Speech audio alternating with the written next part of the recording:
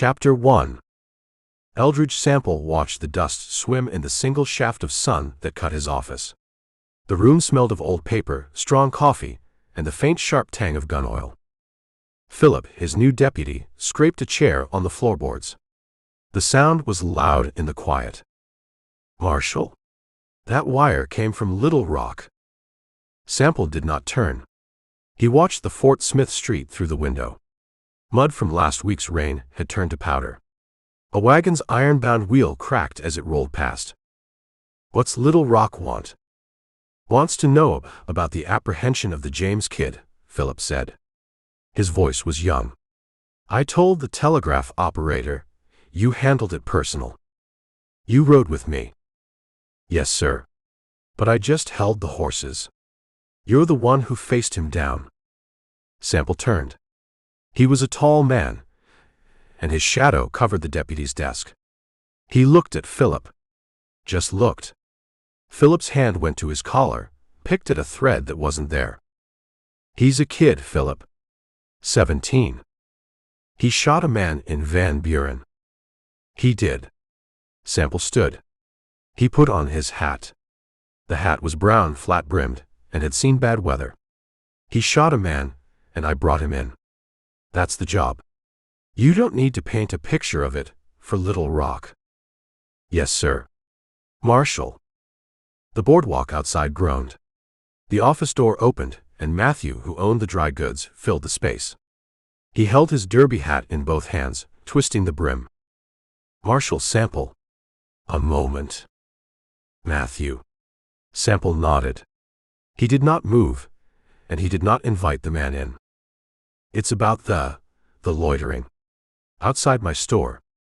Young Thomas and his friends. They just stand there. Spitting." Philip stood up. "We can run them off, Marshal." Sample held up a hand. He looked at Matthew. "Are they stealing?" "No. Not that I've seen.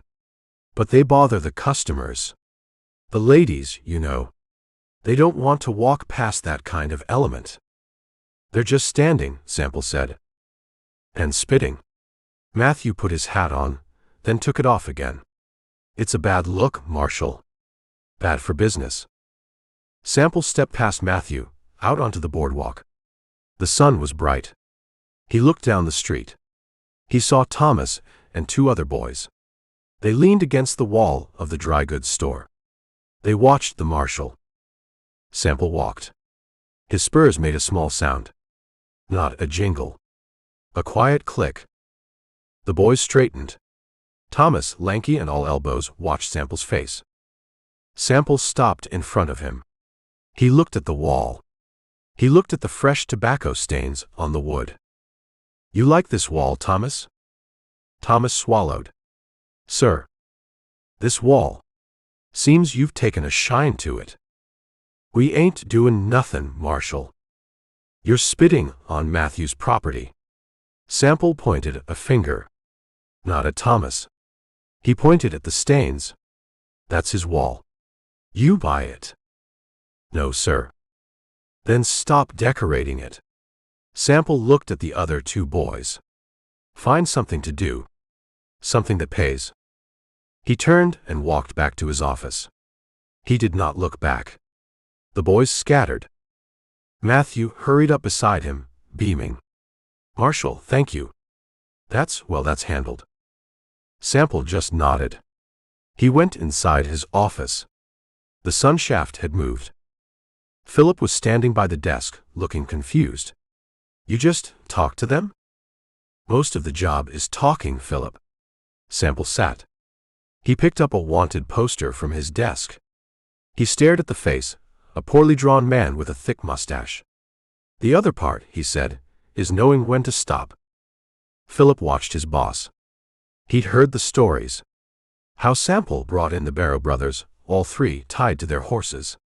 How he'd walked into a saloon in the territory and taken on 4 drunk soldiers by himself.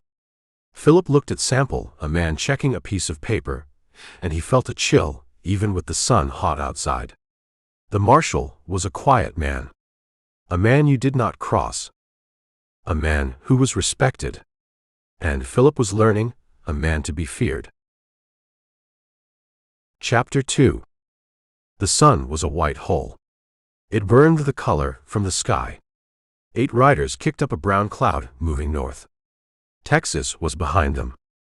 Indian Territory was ahead. A big man on a black horse spat. The spit vanished in the dust before it hit the ground. This was Canyon Jack Tate.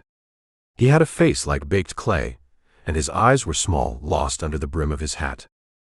The man beside him, Andrew, licked his lips. They were cracked. Jack. We pushing all the way to the Cimarron.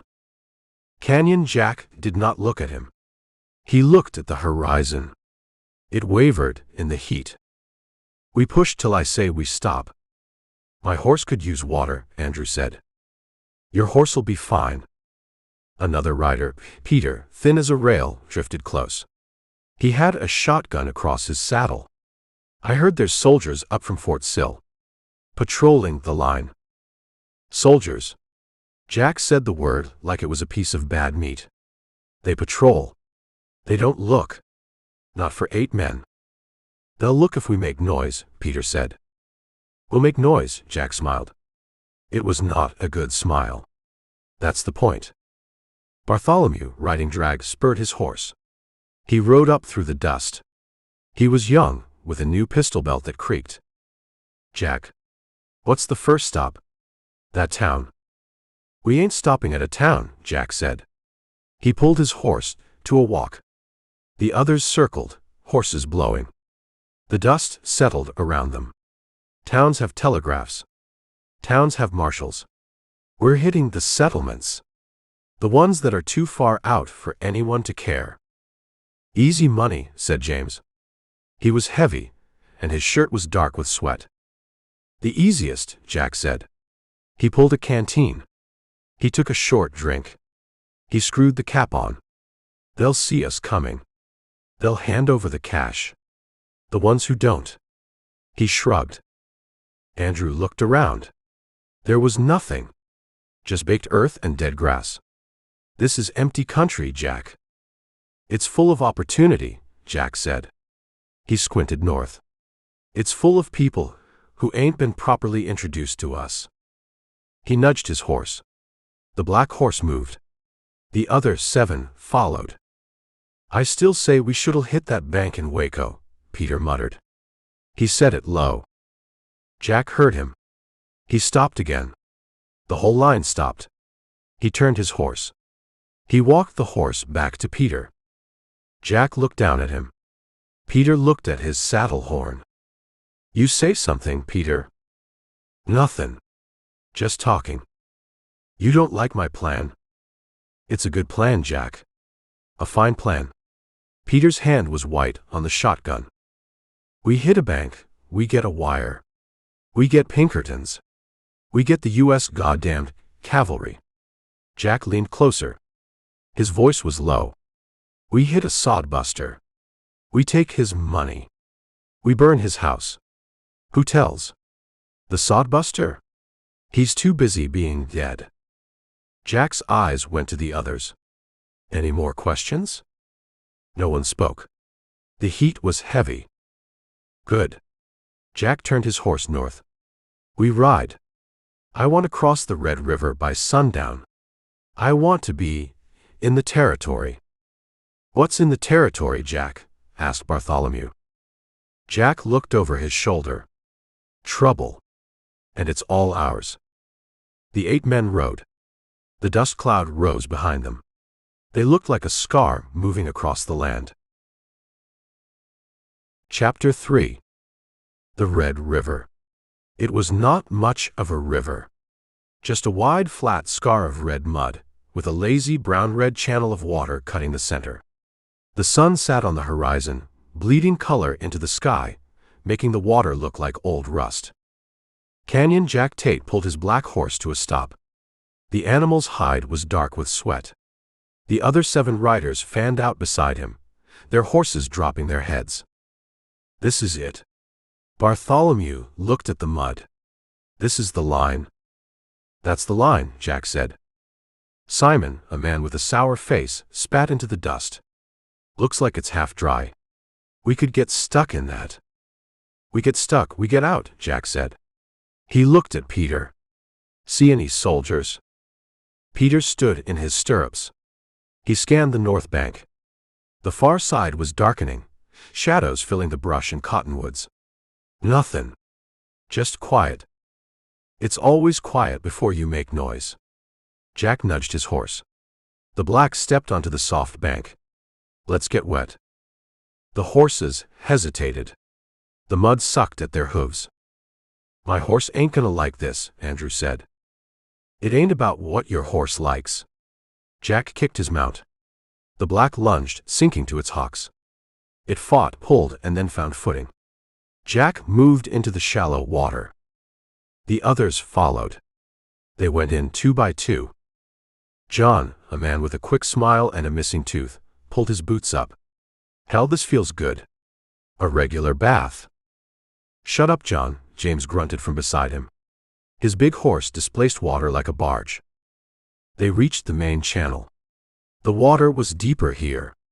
It swirled around the horses' bellies, red and thick. Keeps moving, said Thaddeus. He was a quiet man. He had not spoken for 3 hours. Everyone looked at him. Jack Tate looked back. What's that, Thad? The water. It looks slow. But it's pulling. Thaddeus pointed with his chin at a piece of driftwood. It moved past them, quick and silent. It can pull, Jack said. We're 8 men. It ain't pulling us to hell. Not today. Peter's horse stumbled. It went down on its front knees. Peter cursed, yanking the reins. The shotgun, still across his saddle, dipped into the water. Get him up, Jack yelled. Peter pulled the horse's head. The animal scrambled, panicked. It found its feet. Peter was soaked to the waist. His shotgun dripped red mud. Damn it, Peter said. He pulled the gun, wiped it on his sleeve. You drop that gun, Peter, you can just stay here, Jack said. He did not stop. He was almost at the north bank. The black horse lunged up the muddy slope. It clawed at the bank. It slipped. Jack Tate just sat the horse, let it work. The horse found purchase and pulled itself onto the flat, grassy bank. 1 by 1, the others followed. They came out dripping, horses blowing, mud caked on their legs. They gathered around Jack. The sun was gone. The sky was a deep, dark purple. Crickets started. The air was cooler on this side. Well, Bartholomew said, looking back. Texas was a shadow. We're here. We are, Jack said. He pulled a cigar from his shirt pocket. He bit the end. He struck a match on his thumbnail. The flame lit his face. It was a hard face. The clay was now in shadow. What now, Jack? Andrew asked. Jack blew smoke. It was a white cloud in the twilight. Now, we find a place to camp. Tomorrow we get rich. He turned his horse. He rode into the trees. The other 7, wet and muddy, followed. They disappeared into the darkness of the territory. Chapter 4. The sun was not yet high.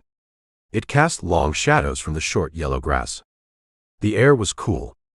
There was no sound but the wind, and the sound of 2 pairs of moccasins on the earth. White Eagle stopped. He did not look at his son. He looked at the ground. Little Fawn, 10 summers old, stopped a pace behind him. He held his small bow. He watched his father. Here, White Eagle said. Little Fawn stepped forward. He looked. He saw the grass. He saw the dirt. He saw nothing. What, father? Look. White Eagle crouched. He did not point. He just looked. Little Fawn crouched. He put his bow on the ground. He put his face close to the earth. He saw it. A single blade of grass, bent but not broken. Beside it, a small scrape in the dirt. A rabbit, Little Fawn said. No. White Eagle touched the bent grass. A rabbit hops. This is a walk. He moved his hand. 2 tracks. Here. And here. Too small for deer. Too small. White Eagle stood. He looked east. Fox. He is hunting too. They walked. 2 ponies, one a gray pinto, one a brown mare, followed. Their reins were looped over White Eagle's arm. The ponies lipped at the grass, undisturbed. We hunt deer, Little Fawn said. We hunt deer. They moved for another 10 minutes. The land began to rise, a gentle slope. Rocks broke through the soil. White Eagle stopped again. Now. You look. Little Fawn looked. He walked in a small circle, his eyes on the ground. His father watched him. White Eagle held a rifle. It was a good rifle. A repeater. He did not lean on it. He just held it. Here. Little Fawn pointed. White Eagle walked over. This is deer, Little Fawn said. He touched the track. It was a sharp print in a patch of dry mud. A doe. How do you know? The track is small. Sharp. He pointed to another print, a few feet away. The back foot lands behind the front. She is walking. Not running. Good. White Eagle nodded. Where did she go? Little Fawn stood. He looked at the brush ahead. He looked at the way the tracks pointed. To the creek. For water. No. Little Fawn looked at his father. He looked back at the tracks. The sun, White Eagle said. He pointed up. It is morning. The deer drinks at sunrise. Or sunset. Not now. White Eagle pointed to the brush. She goes there. To sleep. To hide from the sun. White Eagle touched a small bush. A leaf was torn. She ate here. She is close. Now we get her. Little Fawn's hand was tight on his bow. Now we get her. White Eagle handed the pony reins to his son. Stay here. Be quiet. I can come. The bow is for birds. This is for the rifle. White Eagle looked at his son. Your time will come. Today you watch. You learn how to be quiet. You learn how to wait. Yes, father. Little Fawn held the reins. He stood still. He looked like a small statue made of buckskin. White Eagle checked the rifle. He did not make a sound. The rifle was clean. He moved past his son. He did not walk into the brush. He walked around it, using the wind. He moved into the stand of low, scrubby trees. He was there. Then he was gone. The leaves did not move. Little Fawn waited. He watched the ponies. The pinto tried to nibble his hair. He pushed its head away. He looked at the spot where his father vanished. He listened. He heard the wind. He heard a hawk high up. He heard nothing else. He waited. Chapter 5. Little Fawn heard the sound. It was not his father. It was not the deer. It was thunder. But the sky was blue. He pulled the ponies close. The pinto's ears went flat. The brown mare snorted, pulling at the reins. Quiet, Little Fawn whispered. He put his hand on the pinto's nose. The thunder grew. It was the sound of iron on stone. It was the sound of many horses moving fast. He saw them. A brown cloud of dust coming over the rise. The cloud had men inside it. He stood still. He did not run. His father told him to wait. He waited. 8 riders. They saw him. They saw the ponies. They stopped. The dust cloud settled over them. A big man on a black horse walked his mount forward. He had a face like dry mud. He looked at Little Fawn. He looked at the ponies. Canyon Jack Tate smiled. Well, what's this? The other riders fanned out. They made a loose circle. Their horses were wet with sweat. It's a boy, said Andrew. He licked his lips. I can see it's a boy. Jack looked down at Little Fawn. You all alone out here, boy? Little Fawn said nothing. His hand was on his small bow. Peter, the thin man, laughed. Look at that. He's gonna shoot us, Jack. Shut up, Peter. Jack looked at the ponies. He looked at the pinto. Good-looking horses. You steal 'em? Little Fawn found his voice. They are ours. Ours. Jack looked around. He looked at the empty prairie. Who's ours? Just you and the ants.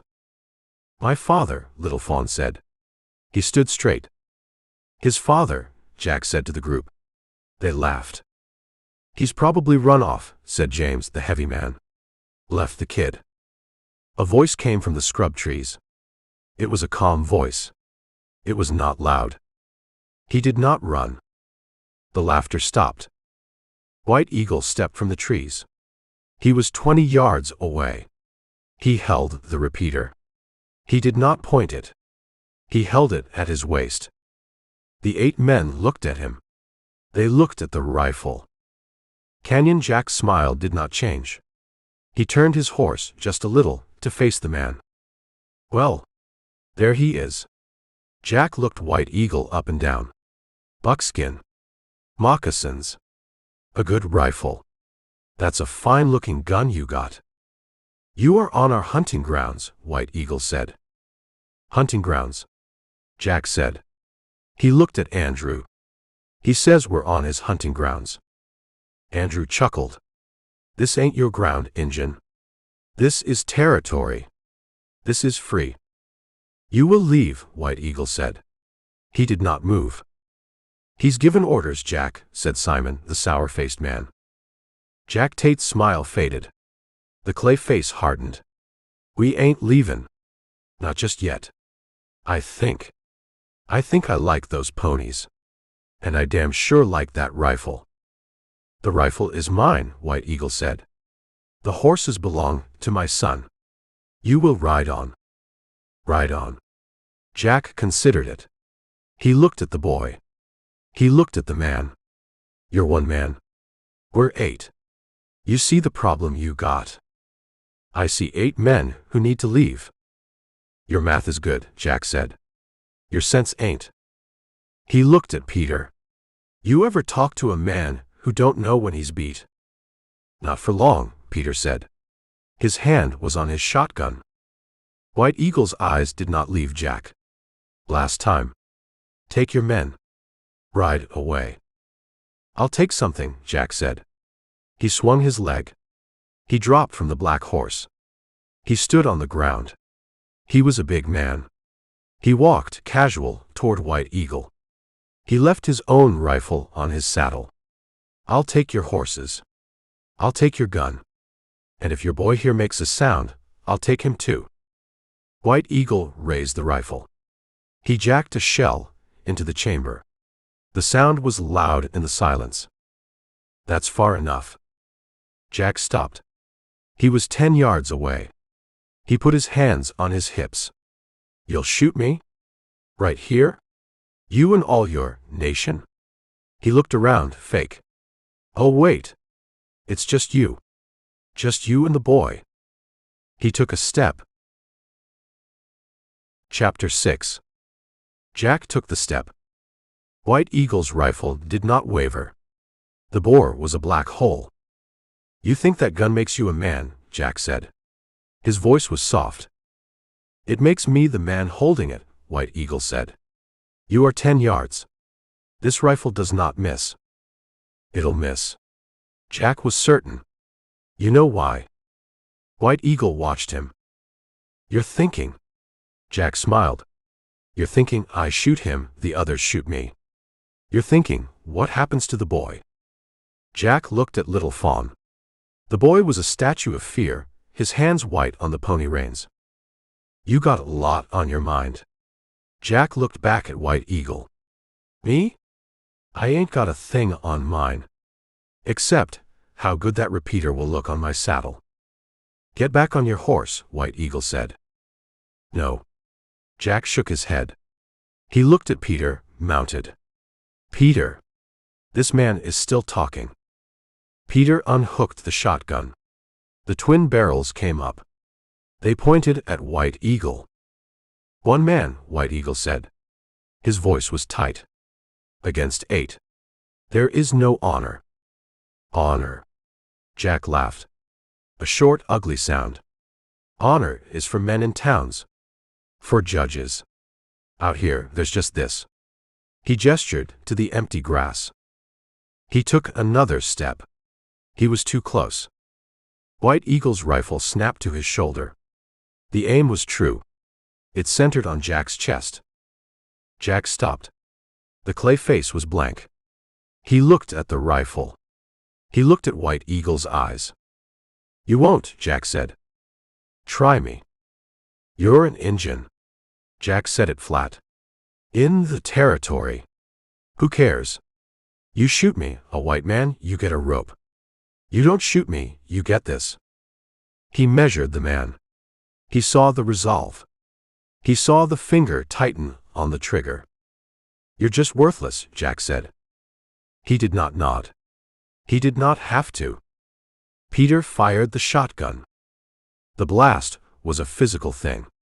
It hit White Eagle in the chest. It threw him backward.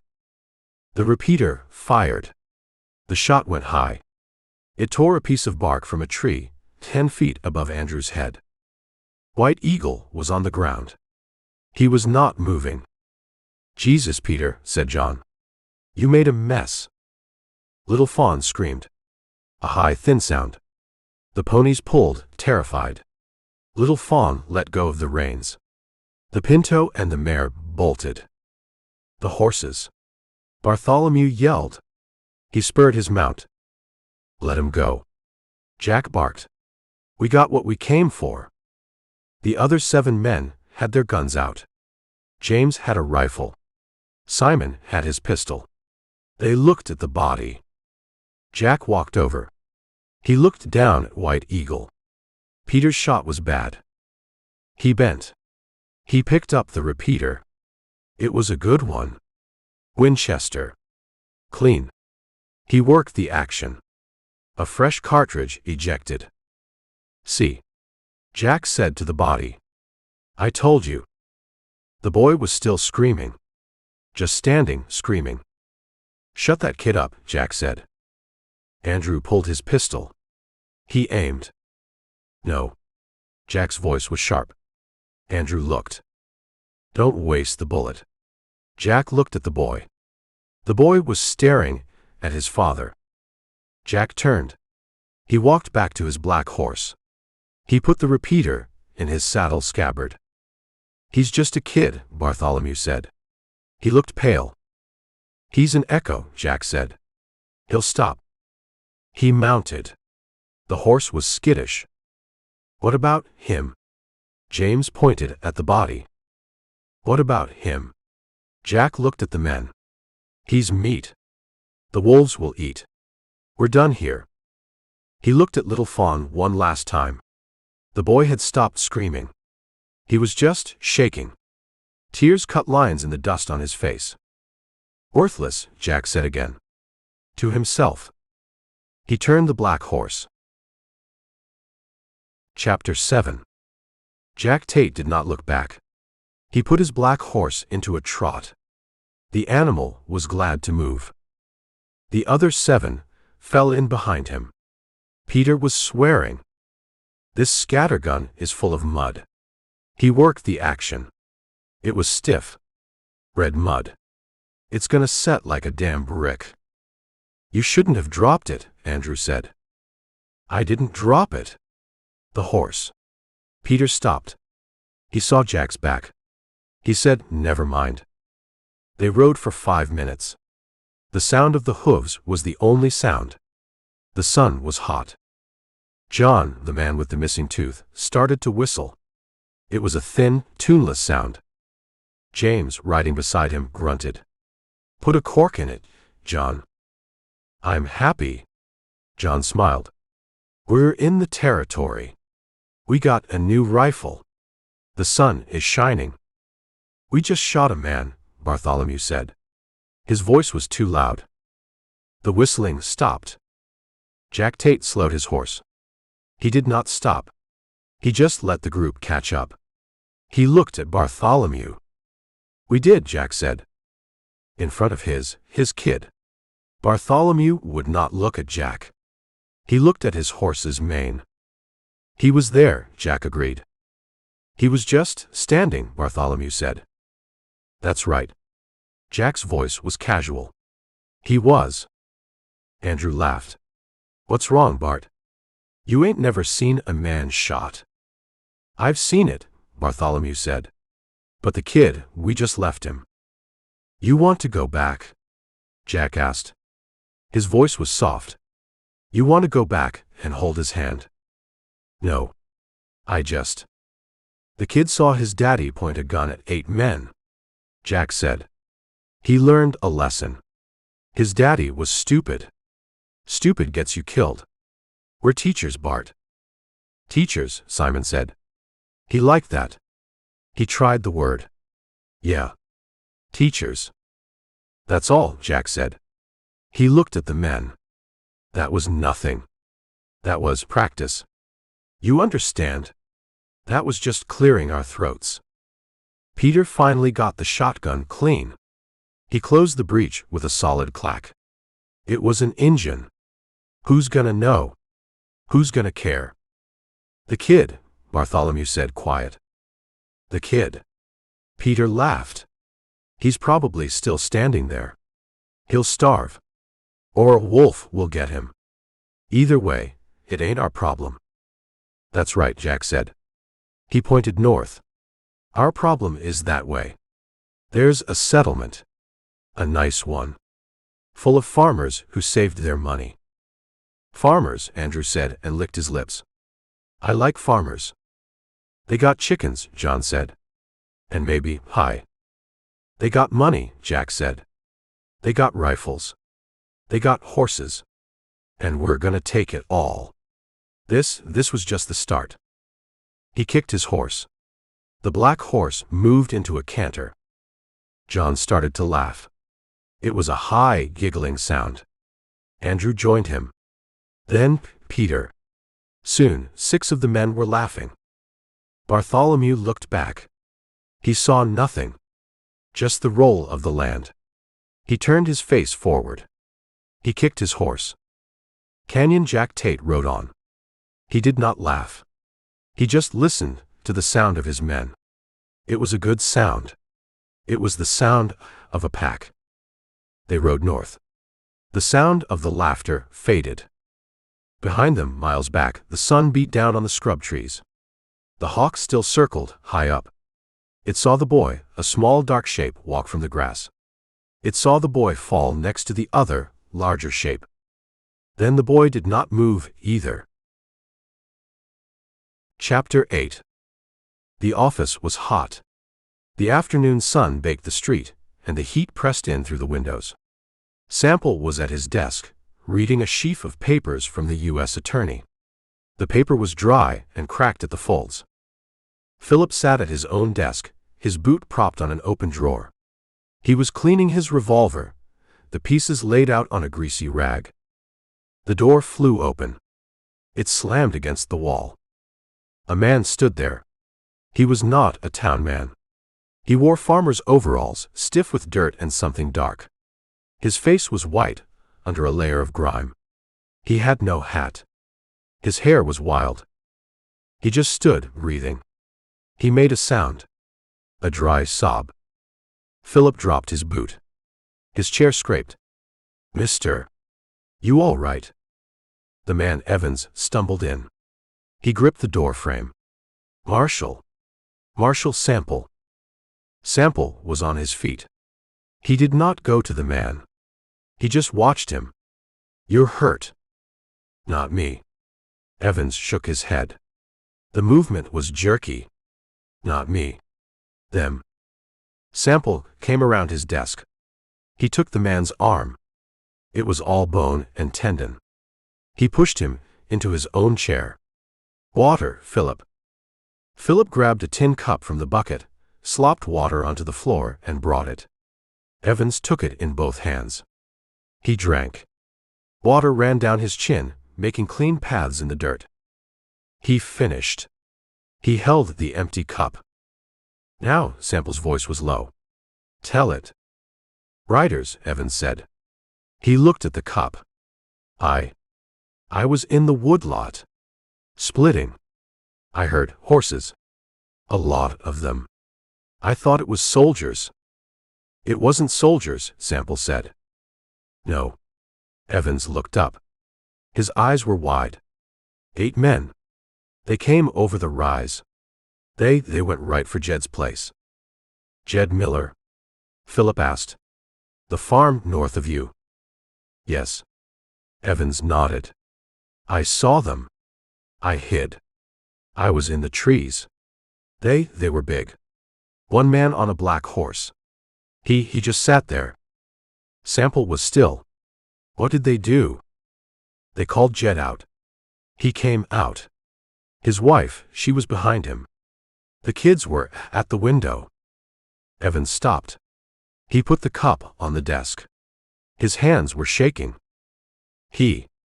Jed, he had his squirrel gun. He told them to get. The big man, he laughed. He just laughed. Philip said, did they? They shot him. Evans said it flat. A man with a shotgun. Just blew him apart. On his own porch. Philip turned. He put his hand on the wall. Sample did not move. And his wife? She screamed. Evans's voice was a whisper. She grabbed the kids from the window. The men got off their horses. They went inside. All of them. The office was silent. The only sound was a fly buzzing at the window. I heard her screaming for a long time, Evans said. And the kids? What did you do? Sample asked. I hid, Evans looked at his hands. I just hid in the woods. Like a coward. My God. You're alive, Sample said. You're here. What happened next? Fire. Evans looked at Sample. They set the house on fire. They came out. They had sacks. They had Jed's horses. They were laughing. Laughing, Sample repeated. One of them, he was whistling. He had a gap. A tooth missing. Evans choked. They rode off. North. They rode right past the woodlot. I could smell the whiskey on them. Sample turned. He walked to the gun rack. He took down his rifle. A Winchester. He checked the action. Philip. Marshal. Philip's voice was thick. Saddle my horse. And yours. Pack for 3 days. Bring the spare ammunition. Yes, sir. Philip grabbed his hat. He looked at Evans. Where are they, Marshal? Evans asked. They rode north. Straight north. Into the territory. They said. This is just the start. They're gone, Mr. Evans. Sample put a box of cartridges in his coat pocket. You can't go after them. Evans stood. It's the territory. There's no law. They're animals. Sample put on his hat. He looked at the man. I know, he said. He walked out the door. The sun hit him. He did not squint. He just kept walking toward the livery. Chapter 9. The trail was a mile wide. Sample did not need to track. He just needed to ride. Philip rode beside him, his face tight. The smoke from Jed Miller's farm was a brown smear in the sky behind them, to the east. They had passed it. Sample did not stop. Marshal, Philip said. They ain't even trying to hide it. They don't need to. Sample kept his eyes north. 8 men. Riding hard. They feel safe. We're in the territory, Philip said. He looked at the empty grass. I see why. Sample reined in. His horse stopped. Philip rode on 3 paces, then pulled up, turned. "What is it?" Sample did not answer. He was looking at the sky. High up. Philip looked. He saw them. Black specks. Just dots, turning in a slow circle. "Vultures," Philip said. His voice was low. "They're not on Miller's farm." Sample's voice was flat. "They're here. And they're low." Sample nudged his horse. He left the main trail of the 8 riders. He rode toward the specks. Philip followed. The air was still. The only sound was their hooves. They came over a low rise. "My God," Philip said. He pulled his horse up. He put a hand over his mouth. Sample rode down. He swung from the saddle. He landed soft. His spurs did not make a sound. The vultures, disturbed, rose. They flapped, heavy, and settled on a dead tree 100 yards off. They watched. Sample walked to the first body. It was a man. An Indian. He was on his back. His chest was gone. A shotgun close. "They just blew him down," Philip said. His voice was unsteady. He stayed mounted. Sample crouched. He looked at the man's face. It was calm. He looked at the man's hands. They were empty. The rifle was gone. He saw the boot prints in the dirt. A lot of them. He saw where the horses had stood, in a half circle. Then he saw the other body. It was small. The boy. He was on his stomach, his arms stretched out. He had crawled. His hand was inches from his father's hand. Philip made a sound. He got off his horse. He walked, his steps stiff. "Marshal. He's just a child." Sample looked at the boy. He saw the small bow, a few feet away. He saw the 2 sets of pony tracks. The hoof prints were small, scattered. The ponies had bolted. "This happened first," Sample said. "How?" "The farm was this morning." This was yesterday." Sample touched the man's buckskin shirt. It was stiff. He stood. He walked around the scene. His eyes missed nothing. He saw the spot where Jack Tate stood. He saw the scuff in the dirt where he had dismounted. He saw the boot prints. One man got off his horse. Sample pointed. "He walked here." He crouched again. He picked something from the grass. A small dark piece of leaf. He rolled it in his fingers. Cigar. He bit the end off. He stood right here and talked to him. Talked. He told him what he was going to do. Sample looked at the shotgun mess. Then he had this one do it. He pointed to Peter's tracks. He found the shotgun shell. Brass. Green paper. He put it in his pocket. They just murdered them. Philip looked at the small body. "Why? For the horses?" "For the rifle." Sample pointed to the ground where White Eagle had stood. He had a repeater. "It's gone. They took it." "And the horses?" "The horses ran." Sample looked north. "They didn't bother to catch them." He looked at the boy again. "They just left him." Maybe he was already." "No." Sample's voice was cold. He was alive. He crawled. Sample looked at the scene. The circle of hooves. The man. The boy. The empty grass. "They're animals," Philip said. "No." Sample looked north again. The trail of 8 horses was clear in the distance. An animal kills to eat. This was for fun. He walked back to his horse. He unstrapped his bedroll. He pulled out his slicker. "What are you?" "We can't dig." Sample walked back. He opened the yellow slicker. He laid it over the man. He tucked it around him. Philip watched. He went to his own horse. He got his slicker. He walked to the boy. He stopped. He looked at Sample. Sample just watched him. Philip laid his slicker over the small body. They stood there. 2 men. 2 covered shapes on the grass. The vultures on the tree were quiet. "Marshal," Philip said. "The judge," he said, "this is territory business.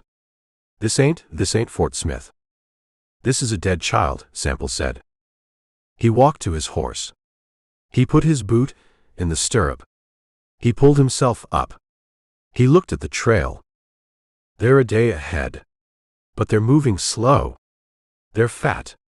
They think no one is coming. "We're coming," Philip said. Sample looked at him.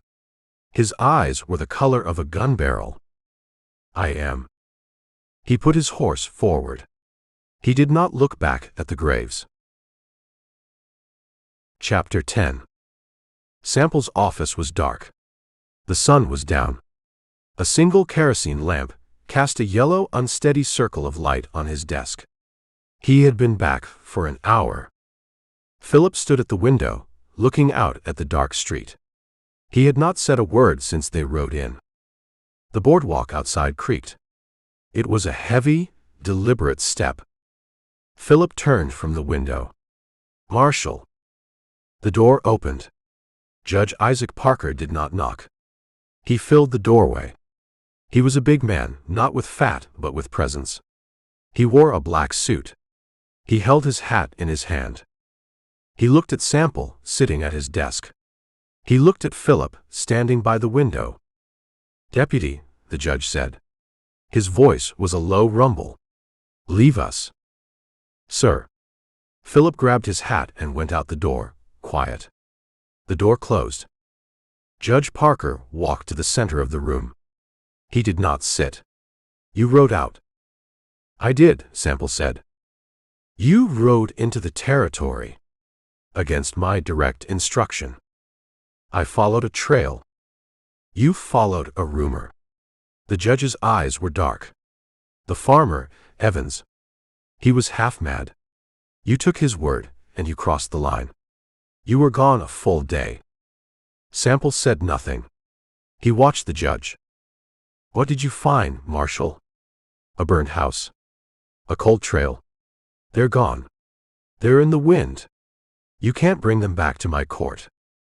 "I found the Miller farm," Sample said. His voice was low, flat. Evans was right. They killed Jed Miller. They used the wife.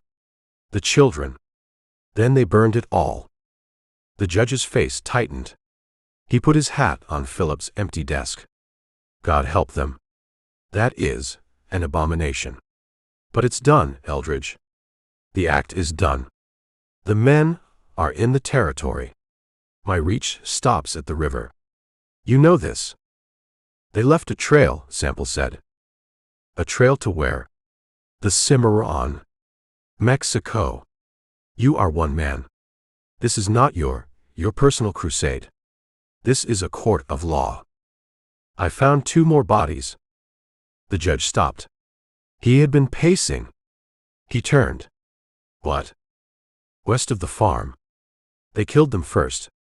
Sample's hands were on his desk. He looked at them. An Indian scout. And his son. The judge was silent. He looked at Sample. He looked at the lamp. The flame sputtered. "An Indian," the judge said. It was not a question. "And his son," Sample repeated. "About 10 years old. The man was hit with a shotgun. Close. The boy, they just left him. He crawled to his father. He died there." The judge ran a hand over his face. He picked up his hat. He put it on. "A terrible thing," the judge said. He walked to the door. Sample looked up. "That's all." "What do you want?" The judge turned, his hand on the knob. "You want a warrant? I can't issue one. You want a posse? Who's going to ride into the territory for a dead Indian? The army won't. The settlers won't."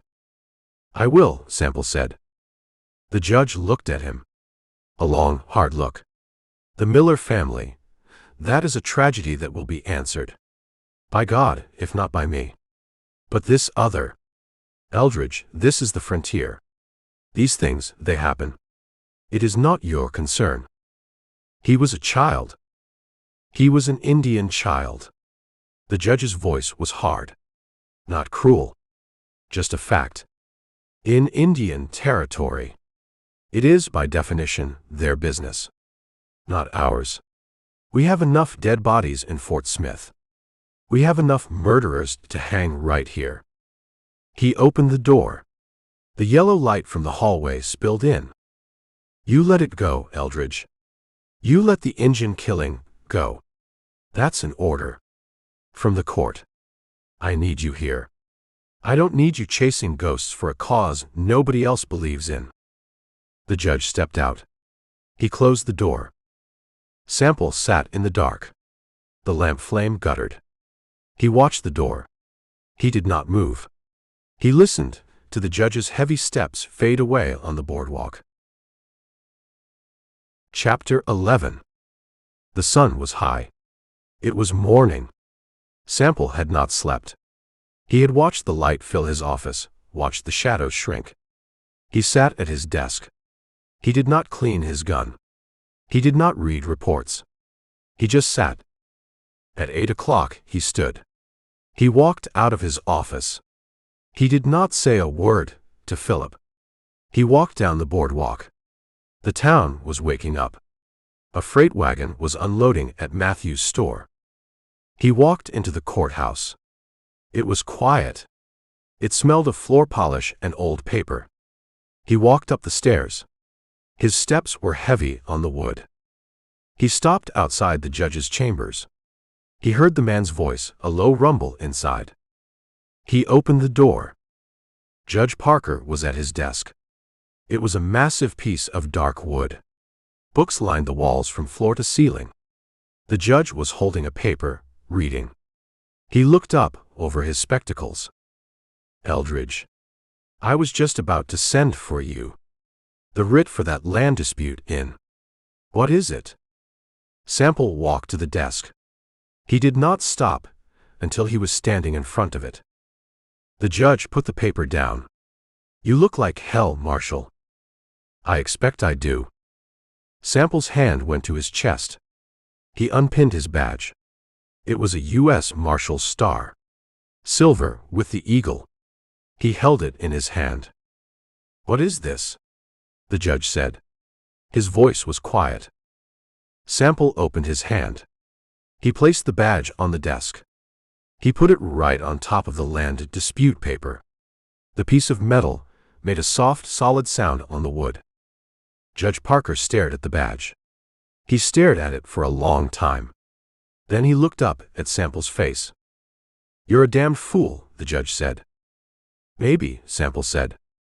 This is about that Indian. This is about a boy, Sample said. I gave you an order, Eldridge. An order from a federal judge. I heard it. And you defy it? The judge's voice was rising. He stood. He was a big man. He put his hands flat on his desk. You throw this honor back in my face. I'm not throwing it, Sample said. I'm leaving it here. You said I had to let it go. You said it wasn't my concern. It is not. It is. The judge's face was red. You ride out there without this badge. You're just a man with a gun. You're no better than they are. You're an outlaw. I'm just a man with a gun, Sample agreed. That's all I need. They'll kill you. 8-1. They'll gut you and leave you for the wolves. And I won't be able to do a thing. I won't send a posse. I won't even send Philip for the body. You'll be just gone. I know, Sample said. This is madness. The judge pointed a thick finger at the badge. This is your life. This is the law. And you're walking away from it. For what? For revenge. For a child, Sample said. It was an Indian child, the judge roared. You keep saying that, Sample said. His voice was very low. It doesn't make a difference. He looked at the badge shining on the desk. "You told me my jurisdiction ends at the river," Sample said. "You're right. The badge's jurisdiction does." He turned. "Eldridge." Sample stopped. His hand was on the doorknob. "You walk out that door, you are finished. You are not a marshal. You are not an officer of this court. You are nothing." Sample did not turn. "There's still my jurisdiction. The badge says." "The badge is on your desk," Sample said. He opened the door. "You're making a mistake." Sample looked over his shoulder. His eyes were gray. "No, Judge. I'm just correcting one." He walked out. He closed the door. Judge Parker stood alone in his office. He looked at the closed door. He looked at the badge on his desk. He cursed. He picked up the star. It was heavy in his hand. He yanked open a drawer, threw the badge inside, and slammed it shut. The sound was like a gunshot. Chapter 12. Sample's office was just a room. He stood at his desk. He was not reading reports. He was packing. He rolled jerky in a piece of oilcloth. He put it in his saddlebag. He added a bag of coffee, a small black pot. He put in 3 boxes of cartridges. .44 to 40. Philip came in. He did not knock. He just stood in the doorway, breathing. "Eldridge. Your name's off the door." Sample looked. The gold leaf lettering on the glass was gone. Scraped off. Just a faint outline. "So it is." The judge. He's telling everyone you quit." "I did." Sample picked up his gun belt. It felt light. He had left the badge on Parker's desk. He had not gone back for it. You're really going," Philip said. Sample did not answer. He was sliding cartridges into the loops of the belt. The brass cases made a soft, heavy click. "Eldridge, it's not right." Philip walked in. He stood by the empty gun rack. "You're one man." "There are 8. "I can count," Sample said. He finished loading the belt. "This ain't a job. This is something else. This is revenge." Sample stopped. He looked at Philip. His eyes were flat. "Gray. It's a thing that needs doing." "The judge said you're an outlaw. He said, if you cross the river, he'll wire the army. He'll have you arrested." "He can try." Sample threw the saddlebags over his shoulder. He picked up his rifle. He walked to the door. Philip stood in his way. "I'm coming with you." "No. You need backup. You need a deputy." "I'm not a marshal," Sample said. "You're not my deputy. You're the law. You stay here." "What law?" Philip gestured to the street. "The law that stops at a mud puddle. The law that lets. You stay here," Sample said. His voice was not loud. It cut. "You got a job. You keep it. You report to the judge." "What do I report?" "Tell him I'm gone." Sample pushed past him. Philip did not try to stop him again. Sample walked onto the boardwalk. The sun was high. Noon. He did not turn toward the courthouse. He walked toward the livery. His sorrel horse was in its stall. It nickered. Sample put his hand on its neck. He saddled the horse. He did not rush. He checked the cinch. He tied the saddlebags. He tied his bedroll. He slid the Winchester into the scabbard. He led the horse into the dusty street. He put his boot in the stirrup. He mounted. He looked at the town. He saw Matthew's store. He saw the courthouse, a brick block against the blue sky. He saw his office, the glass blank. He took a breath. The air smelled of dust and manure. He thought of the 2 yellow slickers. He thought of the shotgun shell in his pocket. He thought of the smoke over the Miller farm. He turned the sorrel's head. He pointed it west, toward the river, toward the territory. He did not look back. He kicked the horse. The horse moved from a walk to a trot. Philip stood on the boardwalk in front of the empty office. He watched the rider get smaller. He watched until Eldridge Sample was just a dark shape moving into the white glare of the sun. Chapter 13. The Po River was low. It was just a brown ribbon of slow water moving through mud.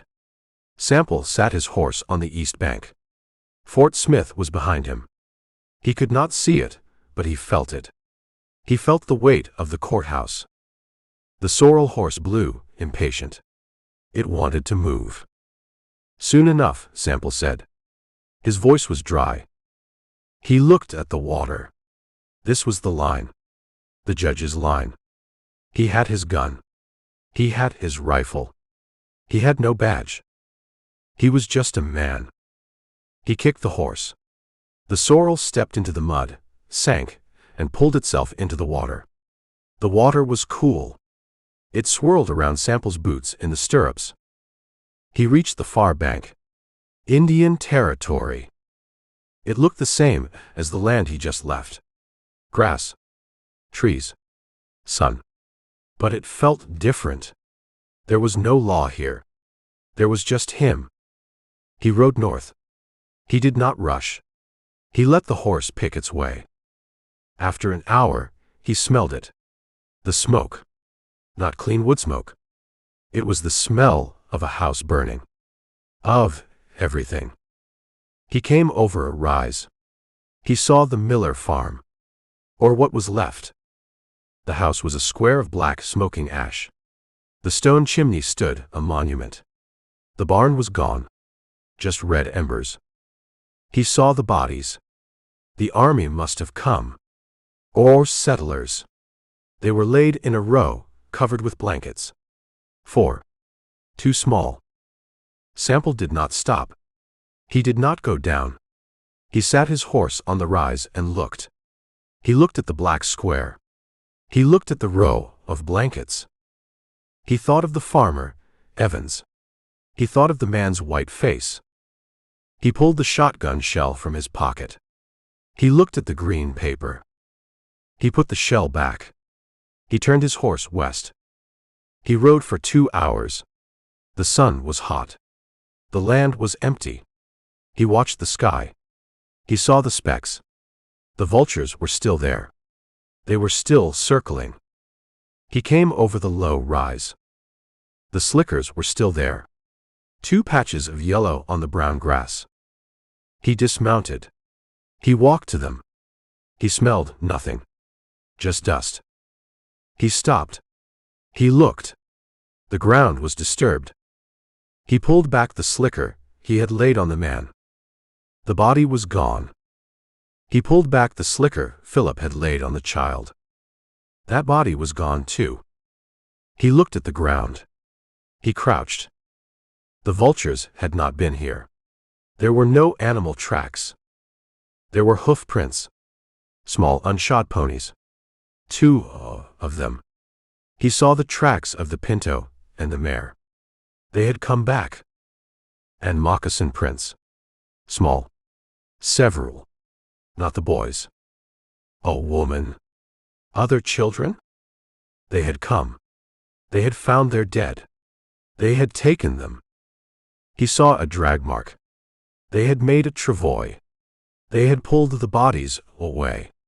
He looked south toward the Kiowa lands. The trail was already faint. They had buried their own. Sample stood. He folded his slicker. He tied it to his saddle. He did not bother with Phillips. He left it on the grass. A yellow square. He looked north. The trail of the 8 horses was still there. It was a wide, clear scar. It was a day old. Maybe 2. He mounted. He rode to the trail. He got off his horse. He looked at the prints. 8 horses. All shod except one. That one. No, it was shod, but the shoe was loose. It left a bad mark. He saw where they stopped to rest. He saw the cigar butt, the same as the one he found. He saw the empty whiskey bottle. They were careless. They were fat. They were celebrating. They did not think anyone would come. They did not think anyone would care. Sample stood. He looked at the trail, a brown line pointing to the horizon. He looked at the empty land. He was one man. They were 8. He had no badge.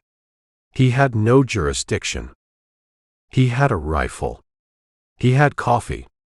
He had jerky. He had 3 boxes of cartridges.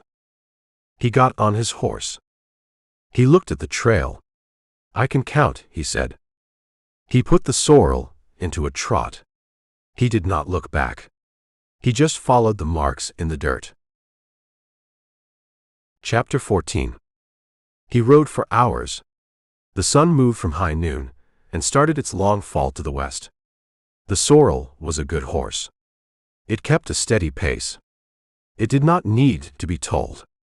The trail was easy. A child could follow it. 8 horses moving with weight, cutting deep into the prairie. They were not trying to hide. They were not worried. Sample saw the dark smoke first. It was not a smear like the Miller farm. It was a thin, white line, going straight up in the still air. A campfire. Not put out. He slowed the sorrel.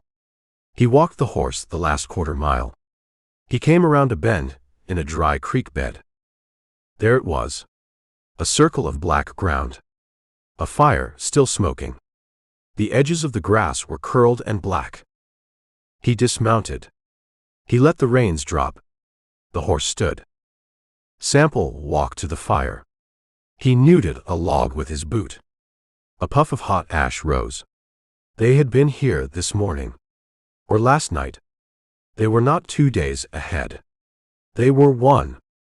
He looked around. It was a terrible camp. They left everything. Tin cans empty. A slab of bacon rind crawling with flies. 2 whiskey bottles. Empty. He recognized the label. He walked the circle. He saw the boot prints. All 8. They had milled around. No discipline. He found the cigar butt. The same kind. He found 2 more. They like to smoke, he said. His voice was a dry rasp. He saw the place where the horses were tied. They had pulled the bark from a young tree. They were restless. He found the print. The loose shoe. It was clear in a patch of soft dirt. The horse was favoring its left front. It would slow them. Not today. But soon. He saw something else. A piece of cloth. Blue. It was snagged on a bush. He pulled it free. It was calico. From a woman's dress. He looked at the cloth. He thought of the farmer, Evans. He thought of the screams. He put the cloth in his pocket. With the green shotgun shell. He walked back to the fire. He saw where they had sat. They had played cards. He saw a single card, a deuce of spades, trampled into the mud by the creek. Careless, he said. They were loud. They were drunk. They were not soldiers. They were not lawmen. They were just a pack. A pack that thought it was safe. He looked north. The trail was still there. It was fresh. The horse droppings were not yet dry. He was 1 day behind. Maybe less. He went to the creek bed. He scooped water with his hand. He walked back to the fire. He poured the water on the smoking log. The fire hissed. A white cloud of steam rose. Sample watched it. He was a marshal. He put out fires. It was habit. He turned. He walked to the sorrel. He mounted. He looked at the dead camp. He thought of the man on the black horse. The one Evans saw. The one who laughed. I'm coming, Sample said. He put the horse into a trot. He was one man. He was gaining. Chapter 15. Sample pushed the sorrel. The trail was fresh. The horse droppings were still wet. He was not a day behind. He was an hour. Maybe 2. He rode into the setting sun. The light was a red glare, making the grass look like fire. He topped a long, low ridge. He saw him. A mile ahead. A single horse standing wrong. A man beside it. The man was kicking the horse. Sample did not slow. He did not go around. He rode straight. The man was Andrew. His face was a mask of red dust and sweat. He was holding the horse's left foreleg between his knees. He had a rock in his hand. He was trying to hammer the loose shoe back on. The horse's leg was raw.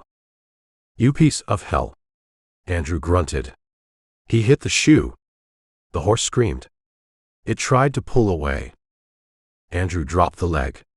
He punched the horse in the ribs. "Stand. Damn you, stand." Sample's shadow fell over him. Andrew froze. He dropped the rock. He looked up. He was squinting into the sun. He saw the black shape of a man on a horse. His hand went to his pistol, clumsy. "Don't," Sample said. His voice was quiet. It carried. Andrew's hand stopped. He shaded his eyes. He saw the man's face. It was hard. Set. He did not recognize him. "Who are you?" Andrew's voice was a croak. Sample swung from the saddle. He landed soft. He let the sorrel's reins drop. The horse stood. Sample walked toward Andrew. Get back," Andrew said. "This ain't. I got no money." Sample stopped 10 feet away. "You're Andrew." Andrew's mouth opened. How you know my name?" "Where are the other 7? Andrew scrambled to his feet.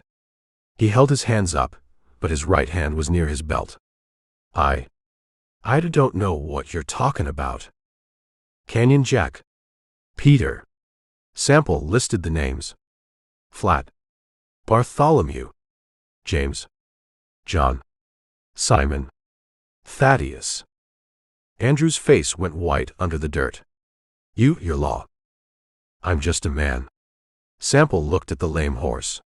It was breathing hard. "They left you." This damn shoe." Andrew kicked the horse's bloody leg. The horse flinched. They said they'd wait for me at the Cimarron. They'll be back." "They're not waiting," Sample said. Andrew looked at Sample. He saw the coldness. This man was not here to arrest him.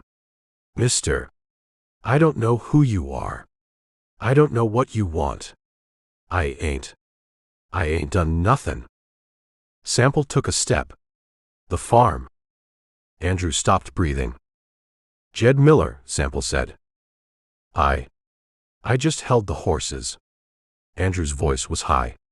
I told them not to. I was outside." "The Indian," Sample said. Andrew's face was slick with sweat. What Indian?" "The man with the repeater." "The boy." That was Jack. That was Peter. I didn't shoot. I didn't even. I was just there." "You were there," Sample said. Andrew looked at Sample's eyes. He saw nothing. No mercy. No law. Just a space. You're one man." Andrew looked at the empty prairie. The sun was on the horizon. It was just him, this man, and a lame horse. You can't take us all." "I'm not taking you all," Sample said. His hand was not on his gun. It was just at his side. "I'm just taking you. You ain't. God, you ain't even a marshal." "No," Sample said. Andrew tensed. He made the calculation. One man. He was desperate. Andrew's hand moved. It was a blur, diving for the pistol on his hip. "I'll kill you," he screamed. Chapter 16. Andrew's hand was a clumsy blur. His pistol snagged on the worn leather of his holster. He screamed, "I'll kill you." Sample's gun was not a blur. It was in his hand. It was level. The shot was one flat, hard crack. It kicked up a puff of dust from Andrew's shirt. Andrew's scream stopped. It just cut off. He looked down. His hand was still on the grip of his gun, stuck. He saw the new hole in his chest. It was small. Dark. He looked up at Sample. His mouth was open. He looked confused. "You," he said. The word was just air. His knees buckled. He did not fall backward. He folded. He pitched forward onto his face in the dry grass. He landed heavy. Silence. The sun was a red line on the horizon. It cut the world in two. The prairie was dark. The sky was still light. Sample stood 10 feet away. Smoke blew in the twilight, curled from the barrel of his revolver. He held the gun on the body. He waited. 1 second. 2. The lame horse, tethered to Andrew's wrist by the reins, pulled back. It snorted, terrified. It pulled the body a few inches through the dirt. Sample's sorrel just stood. It dropped its head to graze. Sample did not move. He ejected the spent shell. The brass casing was hot. It landed in the dust with a ting. He pulled a fresh cartridge from his belt. He slotted it into the cylinder. He closed the gate. He did this all without taking his eyes from the body. He walked forward. He holstered his revolver. He stood over Andrew. He nudged the body with his boot. Nothing. He crouched. He grabbed Andrew's hair, pulled his head up, then let it drop. Dead. He untangled the reins from the man's wrist. The lame horse pulled back, hobbled, its left foreleg bloody and raw. Sample looked at the body. He saw the pistol, pinned under the man's hip. He rolled the body over, unceremonious. The eyes were open, staring at the new stars. Sample pulled the pistol from Andrew's holster. It was an old Remington, caked with dirt. He checked the cylinder. 5 shots. The man had not even fired one. He tucked the pistol into his own belt. He went through Andrew's pockets.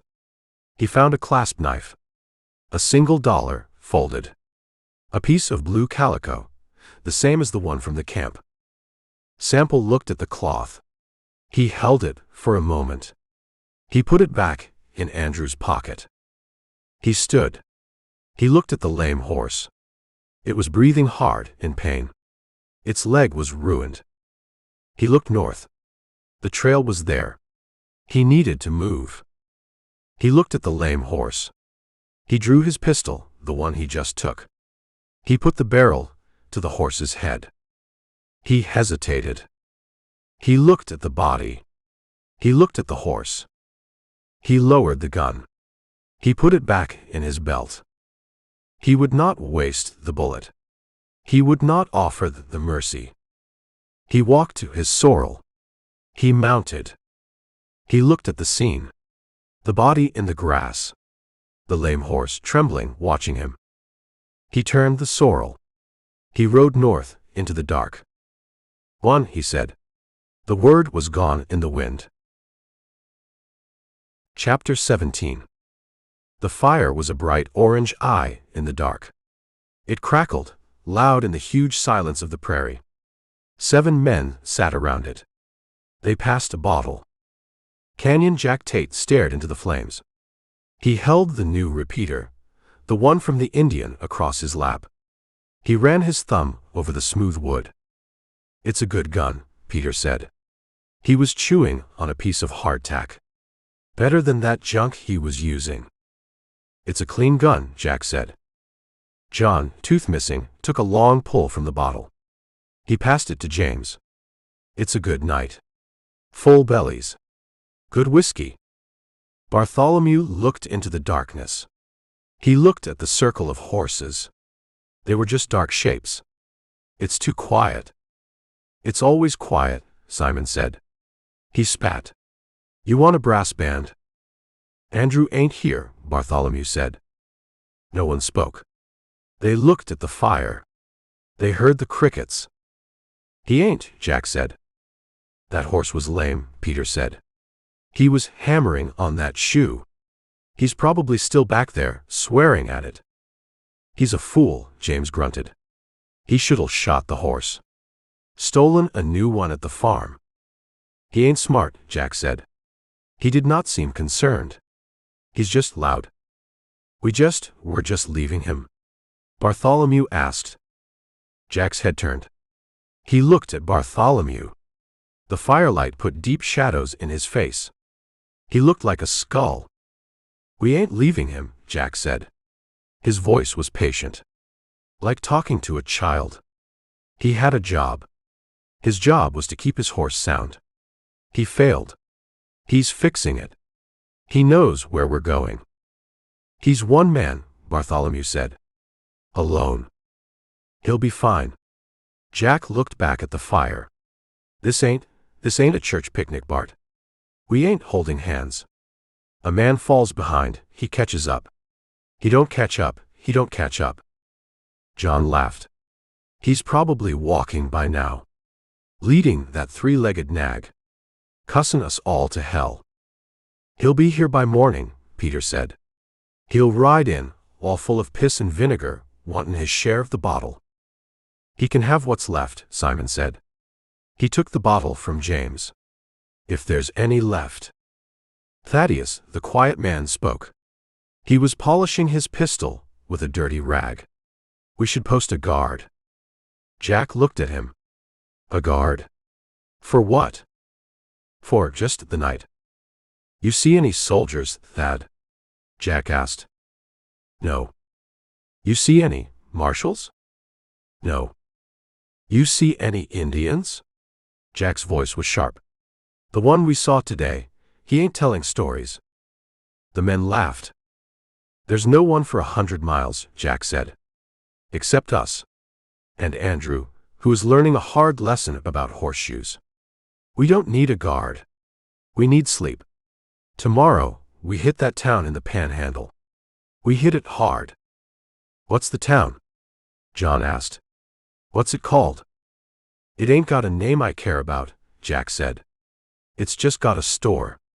And a bank. A small one. With a small man inside.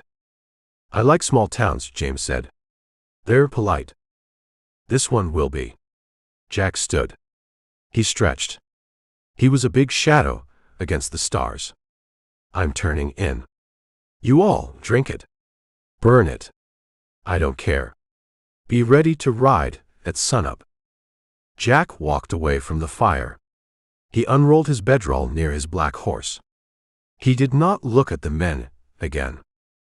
Bartholomew watched him go. He looked at the circle of faces. Peter. John. Simon. James. Thaddeus. 7. He looked back into the dark south. The way they came. There was nothing. Just the wind. He'll be here, Peter said. He clapped Bartholomew on the shoulder. The hand was heavy. Stop worrying. Have a drink. Bartholomew looked at the bottle. He shook his head. He stood. He walked to his own bedroll. The other men kept drinking. They did not notice Andrew was gone. Not really. He was just not there. Chapter 18. The sun was a fresh, hot disk. It burned the night damp from the grass. The fire was a pile of white ash. Canyon Jack Tate kicked Bartholomew's boot. Get up. Bartholomew scrambled from his bedroll. The others were already moving. Horses snorted. Men cursed, saddles creaked. Jack was on his black horse. He held the new repeater. He looked at the 7 men. We ride, Jack said. We ride hard. We hit that settlement by noon. We're in and out before they know what happened. What about Andrew? Bartholomew asked. He rubbed his face. Jack looked at him. What about him? He didn't come in. I see that. Jack's voice was flat. He's walking. He's learning. He ain't our problem. Peter laughed. He was chewing a piece of jerky. He's probably halfway back to Texas, crying for his mama. He's not, Jack said. He's just stupid. He'll catch up. Or he won't. He pointed north. That way. Let's go. They rode. 7 men. The sun got high. It was hot. The prairie was a rolling, endless, yellow-green sea. The horses' hooves made a steady, pounding rhythm. They did not talk. They just rode. At noon they stopped. It was not the settlement. It was a shallow, muddy creek lined with willows. Water them, Jack said. He dismounted. He walked into the shade of a tree. He pulled out his cigar. The men led their horses to the water. They drank. The men filled canteens. Simon, the sour-faced man, looked at their back trail. Nothing. Not even dust.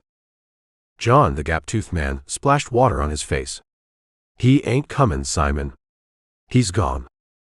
He was a fool, James said. He was already sitting, his back against a tree. His horse was lame. He was lame. He was one of us, Bartholomew said. He stood by his horse.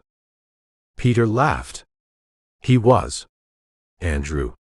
He was loud. He was stupid. He was always complaining about his saddle. Or the sun. Or the whiskey. He's right, Thaddeus said. The quiet man. He was checking his pistol. He was a weak link. Jack Tate struck a match. The sound was sharp. He lit his cigar. He blew smoke. He was a share that's now gone. Bartholomew looked at the faces. Peter, smiling. Simon, sour. James, resting. John, careless. Thaddeus, cold. Jack, just watching. You all think he's dead? Bartholomew asked. I don't think, Jack said. He walked to his horse. I don't care. He's not here. We are. He pulled a piece of paper from his pocket. He unfolded it. It was a crude map. The town is 5 miles. It's got a name. Clarity. Ain't that something? Clarity, John said. We'll give 'em clarity. We ride in, Jack said. Quiet. All 7. Peter, you and James, you take the store. John, Simon, you watch the street. Thaddeus, you and Bart, you're with me. We're going to the bank. A bank? Bartholomew's eyes went wide. You said a small man. It's a small bank. Jack folded the map. It's a desk. With a man. And a safe. We'll be in and out in 5 minutes. What if someone? You pull your gun, Bart. Jack's voice was hard. You use it. You don't, you end up like Andrew. Bartholomew looked at the men. No one looked at him. He's not dead, Bartholomew said. He's just lost. Jack smiled. The clay face cracked. He's dead. Or he's lost. It's the same thing out here. He swung onto the black horse. It's a full day. He's gone. He's not our problem. More money for us. He looked at the 6 men. 7 riders. That's a good number. That's a lucky number. Let's go get lucky. Jack kicked his horse. He rode out of the creek bed. The others followed.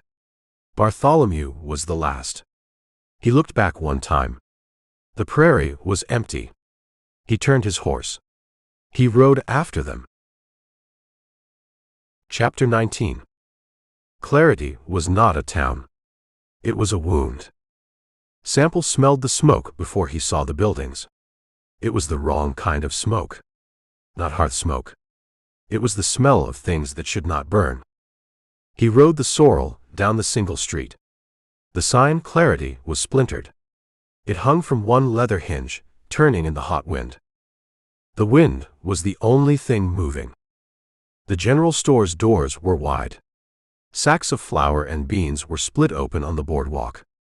A river of molasses, black and thick, crawled with flies. Further down, the bank. It was not a bank. It was a small, false-fronted building. The window was a jagged hole.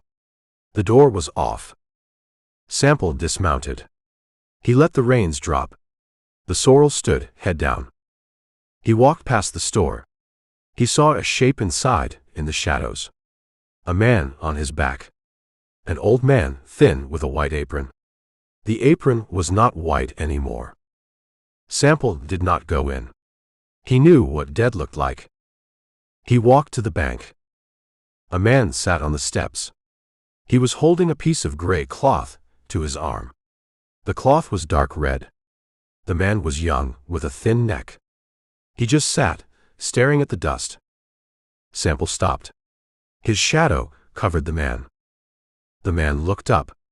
His eyes were blank. Then he focused. He saw Sample. He flinched. "They're gone," the man whispered. "How many?" Sample's voice was flat. "7." The man swallowed. A pack. A big one, on a black horse. He just sat. He watched. "Canyon Jack," Sample said. The name was dry in his mouth. I don't know." The man looked at his arm. They came in fast. Yelling. One, a thin one with a shotgun. And a big, heavy one. They hit the store. We heard Mr. Hemlock yell. Then the shot. The man pointed with his chin at the store. "He's in there." "The bank," Sample said. 3 of them. The man's voice was shaking. The big one on the black horse. He came in. And a quiet one. And a young one. Looked scared. "Bartholomew," Sample said. They had Mr. Davis. The banker. He wouldn't open the safe. The big one, he just shot him. In the leg. The man looked inside the bank. Sample looked. He saw the banker. Mr. Davis. He was on the floor, behind his desk. He was not moving. "They blew the safe," the man said. "The quiet one. He knew how. The whole building, it shook." Sample looked at the man's arm. "They shoot you?" "No." The man's face twisted. The blast. The door, it hit me. Through me. I was just bringing Mr. Davis his lunch." "Where are the others?" Sample asked. "The other 2. On the street. A gap-toothed one. And a sour-looking one. They just sat their horses. They shot Jed's dog. It was just barking." Sample looked. He saw the dog. A brown shepherd. It was a heap by the water trough. "They took everything," the man said. "Money from the safe. Cans from the store. Whiskey." They were laughing. "Which way?" The man pointed north. "That way." Hard.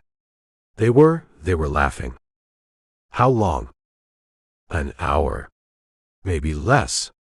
The man looked at Sample. He looked at the pistol on his hip. He looked at the rifle on his saddle. You ain't Law, are you?" "No." You're going after them." The man's eyes were wide. "Mister, they're 7. They ain't men. They're devils." "They're men," Sample said. He walked back to his horse. "One man, you can't. They'll kill you." Sample put his boot in the stirrup. He swung up. The sorrel was ready. He looked down at the man on the steps. "Get that arm tied." Sample turned the horse. He did not look at the store. He did not look at the bank. He looked north. "Mister," the man called. Sample rode. He put the sorrel into a trot. He was an hour behind. He was closer. The man on the steps watched him go. He watched the dust. He was alone in the street. He started to cry. Chapter 20. Sample left clarity. The smoke from the town was a bad smell in his nose.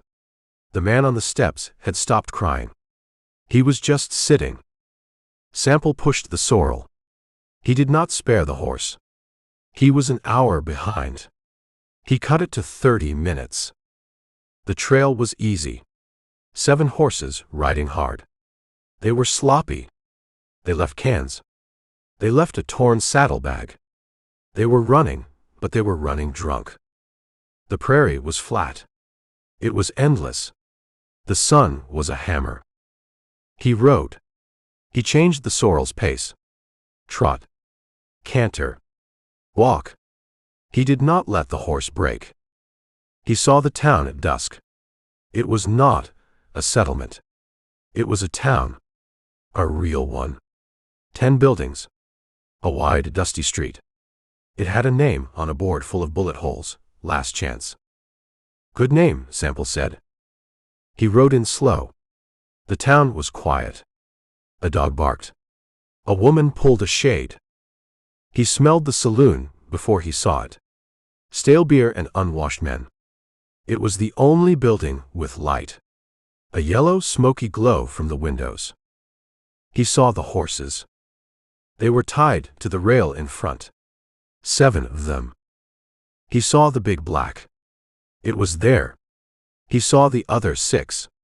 They were lathered. They had been ridden hard. Sample dismounted. He tied the sorrel across the street, in the shadow of a closed assay office. He gave the horse space.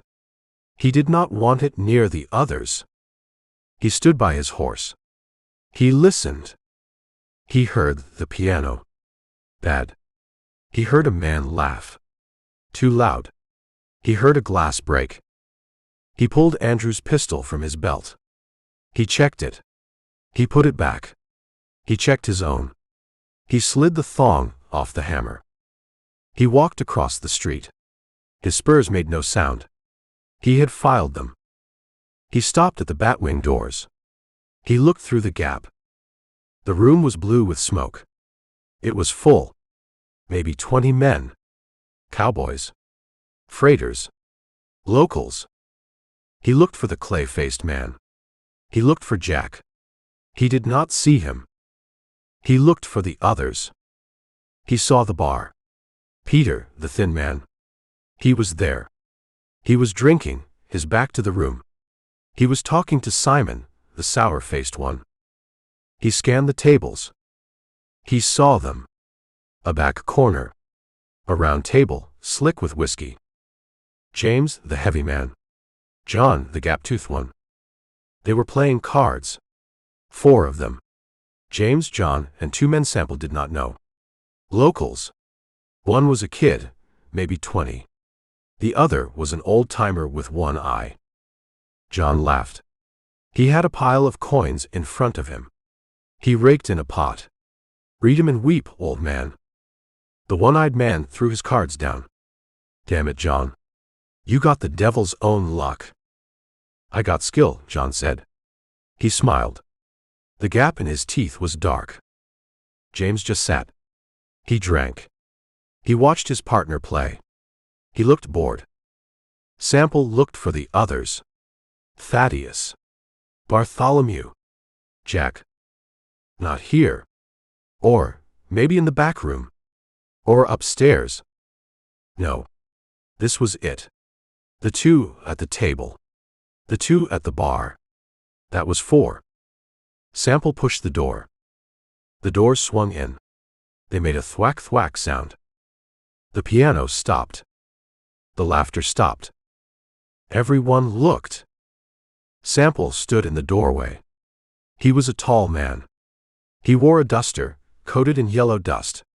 His hat was low. His face was a shadow. He did not move. He just looked. Peter, at the bar, felt the room go cold. He turned. He saw Sample. He did not know him. He just saw trouble. He put his hand on his drink. Simon turned. He saw Sample. He spat on the floor. John, at the table, looked up. "What's this?" "The preacher." James did not look. He was staring at his cards. Sample's eyes found the table. He did not look at the bar. He looked at James. He looked at John. He walked. He walked past the bar. Peter tensed. Sample ignored him. He walked to the center of the room. He stopped. He was 10 feet from the card table. The piano player started again. A high tinny sound. Wrong notes. "Your bet, kid," John said. He looked at Sample. "Get a drink, friend. Or get out of the light." Sample did not move. He just looked at the table. He looked at the pile of coins. He looked at John's hands. Chapter 21. John's words hung in the air. "Get a drink, friend. Or get out of the light." Sample did not move. He was a pillar of dust and shadow. The kid at the table looked at Sample. He looked at John. He started to sweat. He put his cards down, face up. A pair of threes. I think I'm done," the kid said. "Sit," John said. He did not look at the kid. He looked at Sample. My ma is waiting." The kid pushed his chair back. It scraped. He stood up. He left his coins on the table. He walked quick around the wall. He did not walk near Sample. He pushed through the batwing doors. He was gone. The one-eyed man looked at his cards. He looked at John. "He's right. It's late." He threw his cards in. "Your pot, John." "The game ain't over," John said. "It is for me." The old man raked his few coins into his hand. He stood. He nodded at Sample. "Mister." He walked to the bar. He ordered a whiskey. He turned his back to the room. The piano player had stopped. The wrong notes were gone. The silence was worse. The bartender was polishing a glass. He was polishing it very hard. He was not looking at the room.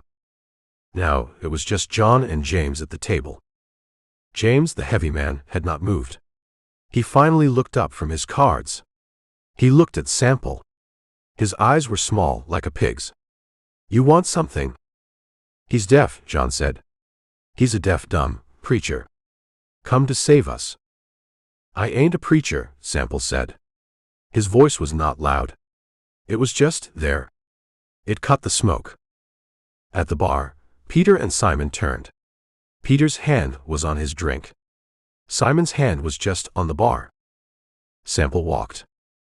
He walked past the center of the room. He walked to the table. He stood over them. He looked at the pile of coins in front of John. "You're in my light," John said. He squinted up at Sample. "You're cheating," Sample said. The bartender dropped the glass. It shattered on the floorboards. No one moved to clean it. John's smile, the one with the gap, stayed on his face. But his eyes went flat. What did you say?" "You heard me." John looked at James. He laughed. A short, forced sound. "He says I'm cheating." "Me?" "John. Can you believe it?" James did not laugh. He looked at Sample. His hands were on the table. Then his right hand slipped. It went under the table. "Who the hell are you?" James asked. "He's a man who's lost his way," John said.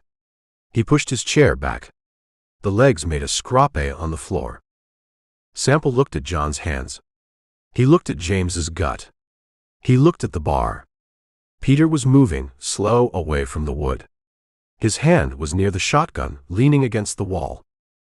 "You're a long way from home," Sample said. He was looking at John. "What home?" John said. "Texas." The name hit the table like a fist. John's smile was gone.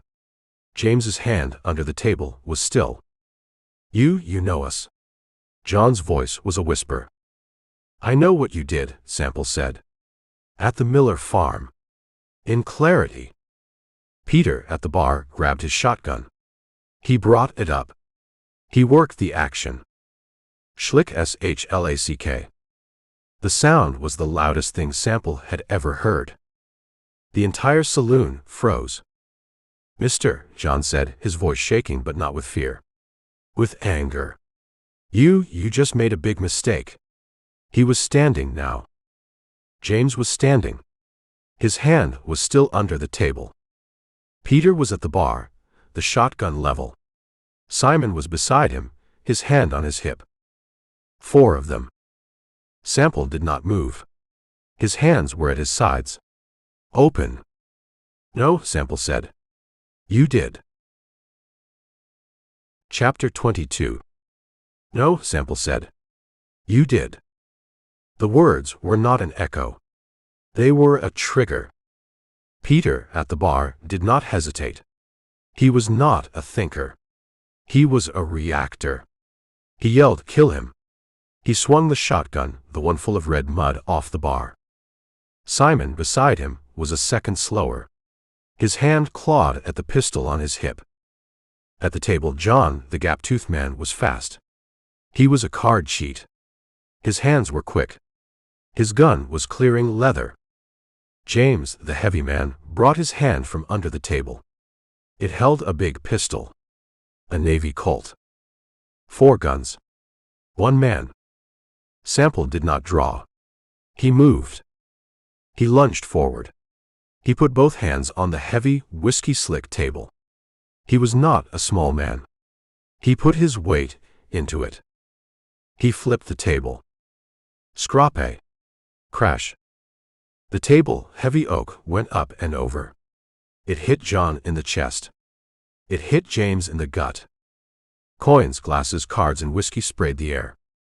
The saloon erupted. Peter's shotgun boomed.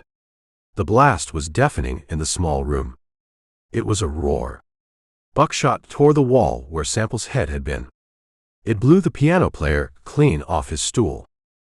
Sample was already moving. He was diving low to the right. He hit the floorboards, rolled, and came up on one knee. His own gun was in his hand. John was fighting the table. He was trying to push it off.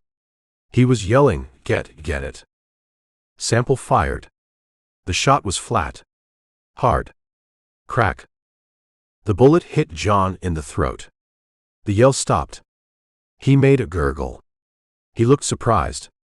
He grabbed the new hole in his neck. He fell backward, pulling the table with him. James was on his knees. He had pushed clear. He was bringing the big Navy Colt up. He was aiming. Simon, at the bar, was firing. Bang. Bang. The bullets hit the floor, sending splinters into Sample's arm. Sample ignored him. He saw the big gun. He fired his second shot. Crack. The bullet hit James in the face. The heavy man's head snapped back. He did not make a sound. He just went limp. He fell over, a dead weight. His gun did not fire. 2 men down. The saloon was a blue cloud of gun smoke. It smelled of sulfur and spilled whiskey. Men were screaming, diving under tables. Schlick shlack. Sample heard the sound. Peter. Working the action on his shotgun. Boom. The second blast. It was wild. Peter was shooting at the smoke. The shot ripped a hole in the far wall. Sample was not there. He was rolling. He was low. He was moving toward the doors. Where is he? Simon screamed. He fired again, into the cloud. Sample was on his feet. He was at the door. He hit the batwing doors with his shoulder. He was out. He hit the boardwalk. He did not stop. He ran low across the dusty street. There. Peter yelled. He was on the boardwalk now. He had the shotgun. He was trying to reload. Simon was beside him. He brought his pistol up. He fired. Crack. Crack. The first bullet snapped past Sample's ear. The second hit the sorrel's saddle. The horse screamed, reared. Sample grabbed the reins. He vaulted into the saddle. He did not use the stirrup. Kill him. Kill him. Simon was running into the street, still firing. Sample did not fire back. He did not have time. He kicked the sorrel. The horse, terrified, bolted. It went from a standstill to a full gallop in 3 strides. Sample was a shadow, leaning low over the horse's neck. Simon stood in the middle of the street, empty. He clicked the hammer on a dead shell. Damn it. Peter was on the boardwalk, fumbling with shells. He's gone. The piano player, the one blown off the stool, crawled out the batwing doors. He was holding his arm. My piano. Simon kicked the dirt. He looked at the saloon. He looked at the dust cloud heading north. He went back inside. The smoke was clearing. The one-eyed man was at the bar. He had a bottle. He was pouring a drink. His hand did not shake. Your friends, the old man said, ain't moving. Simon looked. He saw John, throat gone. He saw James, face gone. He killed them, Simon whispered. Just like that. The old man drank. He did. And you let him go. Peter came in. He saw the bodies. Jack. We gotta get Jack. Chapter 23. Simon stood in the smoke. He was clicking the hammer of his empty pistol. Click. Click. Click. The one-eyed man, Miles, was still at the bar. He had the bottle. He poured a shot. His hand did not shake. Well, Miles said to the bartender who was hiding behind the bar. That was fast. Peter walked from the door. He looked at the street. It was just a black shape, empty. The dust cloud was gone. He's gone, Peter said. He is, Miles said. He drank his whiskey. And your 2 friends are not. Peter looked at the bodies. John with no throat. James with no face. They were just meat. On the floor. We gotta get Jack, Simon said. His voice was a rasp. You ain't going nowhere, Miles said. The saloon doors pushed open. A man stood there. He was not tall. He was wide. He wore a tin star, dull in the lamplight. He had a heavy mustache. This was Sheriff Potts. He looked at the bodies. He looked at the smoke. He looked at Peter, holding the muddy shotgun. Potts, Miles said and raised his glass. Miles. Potts looked at the mess. You too. He pointed at Simon and Peter. You do this? No. Peter said. He said it too loud. It was a man. A tall man. In a duster. He came in. He just started shooting. Just like that, Potts said. He did not believe it. He accused John of cheating, Simon said. He caused a ruckus. He flipped the table. He just walked in and shot 2 men. And you too? Potts looked at their guns. You just let him. We shot back. Peter said. He was too fast. He was like a devil. He ran out. He rode north. Potts walked over to the bodies. He nudged James with his boot. These 2 are from Texas, ain't they? Saw him ride in.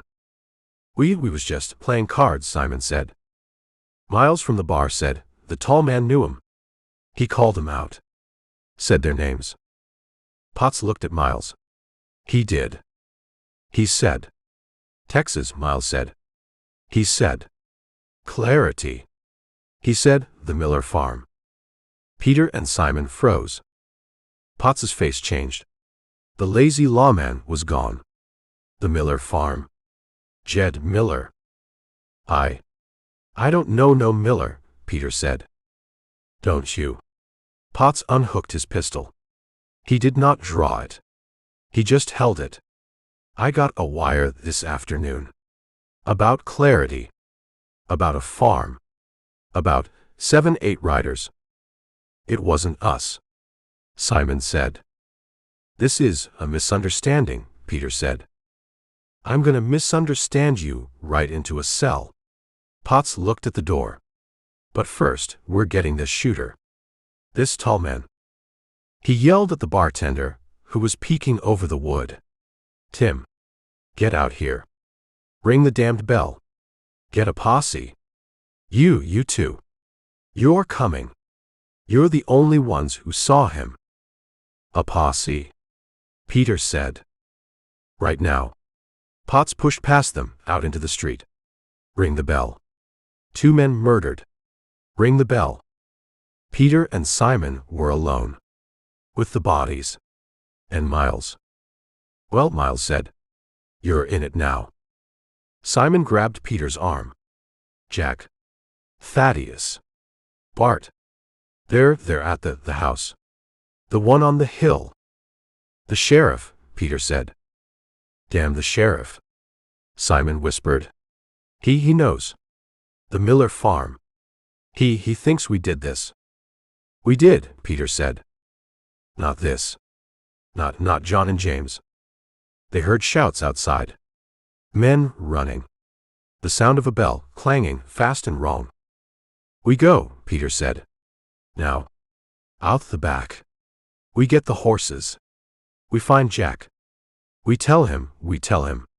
Someone is hunting us. The posse, they're going north, Simon said. They'll run right into him. Let 'em.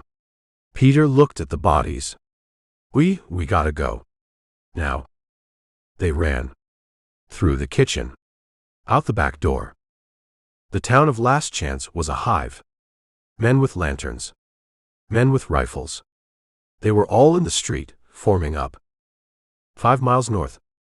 Sample stopped the sorrel. The horse was breathing hard. He let it walk.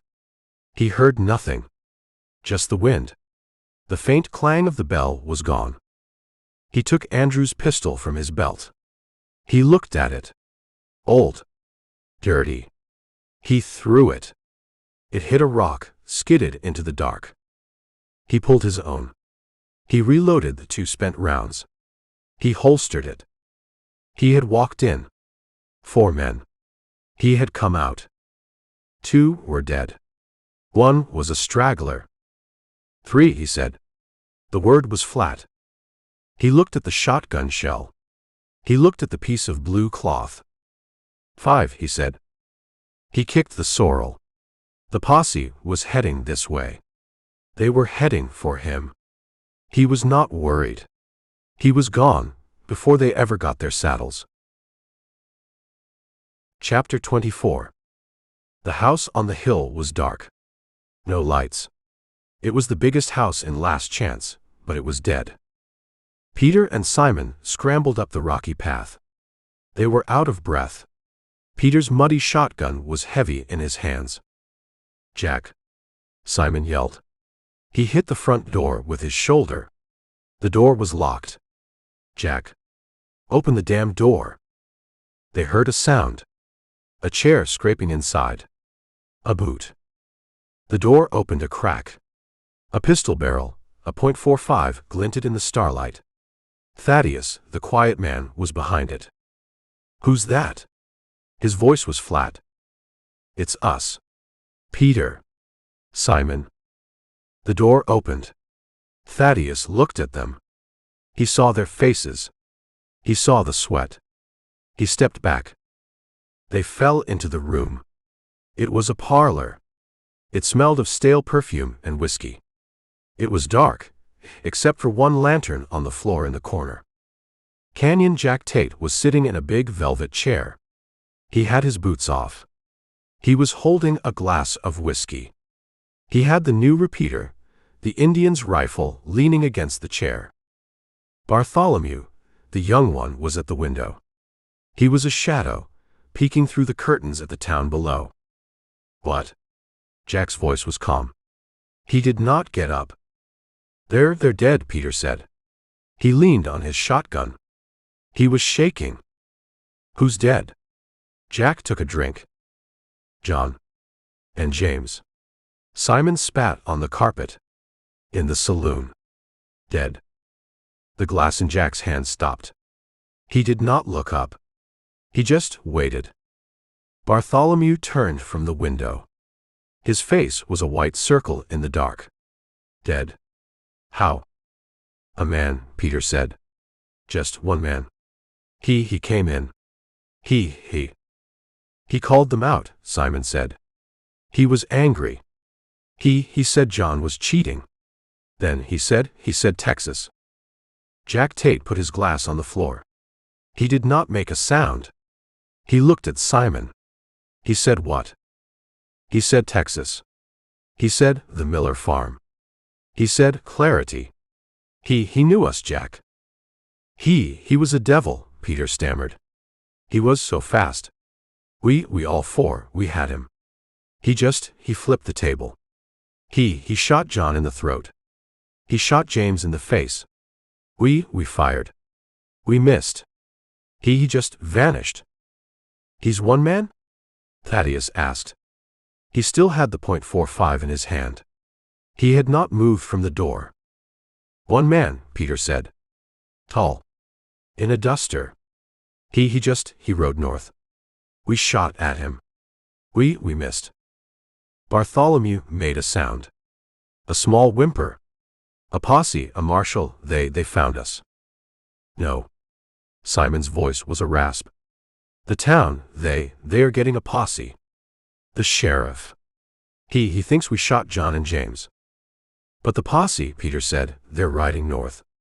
They're chasing him. Jack Tate stood up. He did it slow. He was a big man. He walked to the window. He pushed Bartholomew aside. He looked down at the town. He saw the lights. The lanterns. He heard the bell, faint, still ringing. One man, Jack said. To himself. Jack, what are we? Peter started. Andrew, Jack said. The men looked at him. Andrew, Jack said again. He's not stupid. He's not lost. He's dead. What? Bartholomew said. This man. Jack turned. The lantern light hit his face. The clay was hard. He found Andrew. He found him first. He killed him. Then he found us. He's hunting us. Bartholomew's voice cracked. He is, Jack said. It ain't law. It ain't a posse. It's one man. He's picking us off. One by one. Thaddeus finally moved. He walked to the center of the room. He rode north. Into the posse. He's smart, Jack said. He wants them to chase him. He wants to lead them. Away. Or get them killed. He smiled. He's just like me. What do we do, Jack? Peter asked. We ride. We go south. We go to Mexico. No. Jack's voice was hard. We don't run. Not from one man. We got the money from Clarity. We're rich. We're alive, Simon said. John and James ain't. They were stupid, Jack said. They sat in the light. They let him walk in. Jack picked up the repeater. He checked the action. 5 of us. 1 of him. The odds are still good. He's out there, Jack, Bartholomew whispered. In the dark. He is. Jack looked at the men. He thinks we're running. He thinks he's the hunter. Jack walked to the door. He opened it. He looked at the night. We're not running. We're just splitting up. Chapter 25. Splitting up. Jack Tate said the words in the dark parlor. The lamp on the floor was guttering. It cast long dancing shadows. Peter was breathing hard. He still held the muddy shotgun. Split?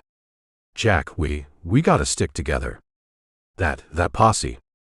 Damn the posse. Jack's voice was a low growl. They're chasing a ghost. A man who's already 10 miles gone. They're not the problem. The man. Bartholomew whispered from the window. He's the problem. He is. Jack looked at the 5 of them. Peter, shaking with rage and fear. Simon, his face a sour mask. Thaddeus, quiet, checking his pistol. Bartholomew, a scared rabbit. He's one man, Jack said. He's fast. He's smart. I'll give him that. He's hunting.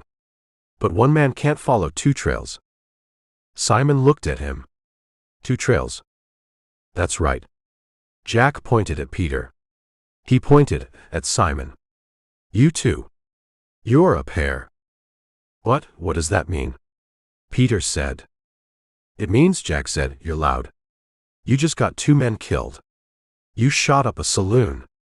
This hunter, he saw your faces. He knows you. He tried to kill us. Peter said. And he missed. Jack smiled. He's probably mad about that. He'll want to finish the job. Simon's eyes narrowed. You're making us bait. I'm giving you a chance. Jack's voice was cold. You two ride south. You ride hard.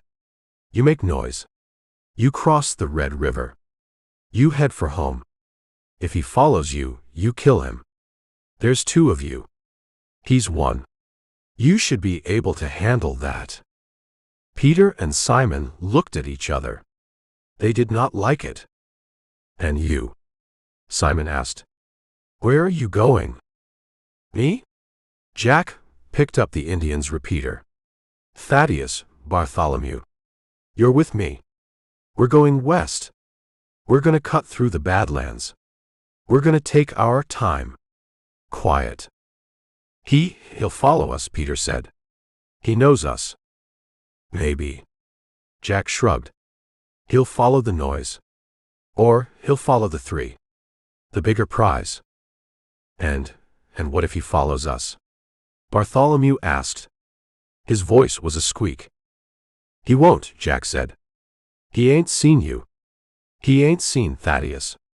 He don't know you. Jack looked at the boy. You keep your mouth shut. You do what Thaddeus does. You'll be fine. This is crazy, Jack, Simon said. This is smart, Jack said. He's 1 man. We're 5. We split. He's got a choice. He's got a guess. He guesses wrong, he's lost. Jack walked to the back of the house.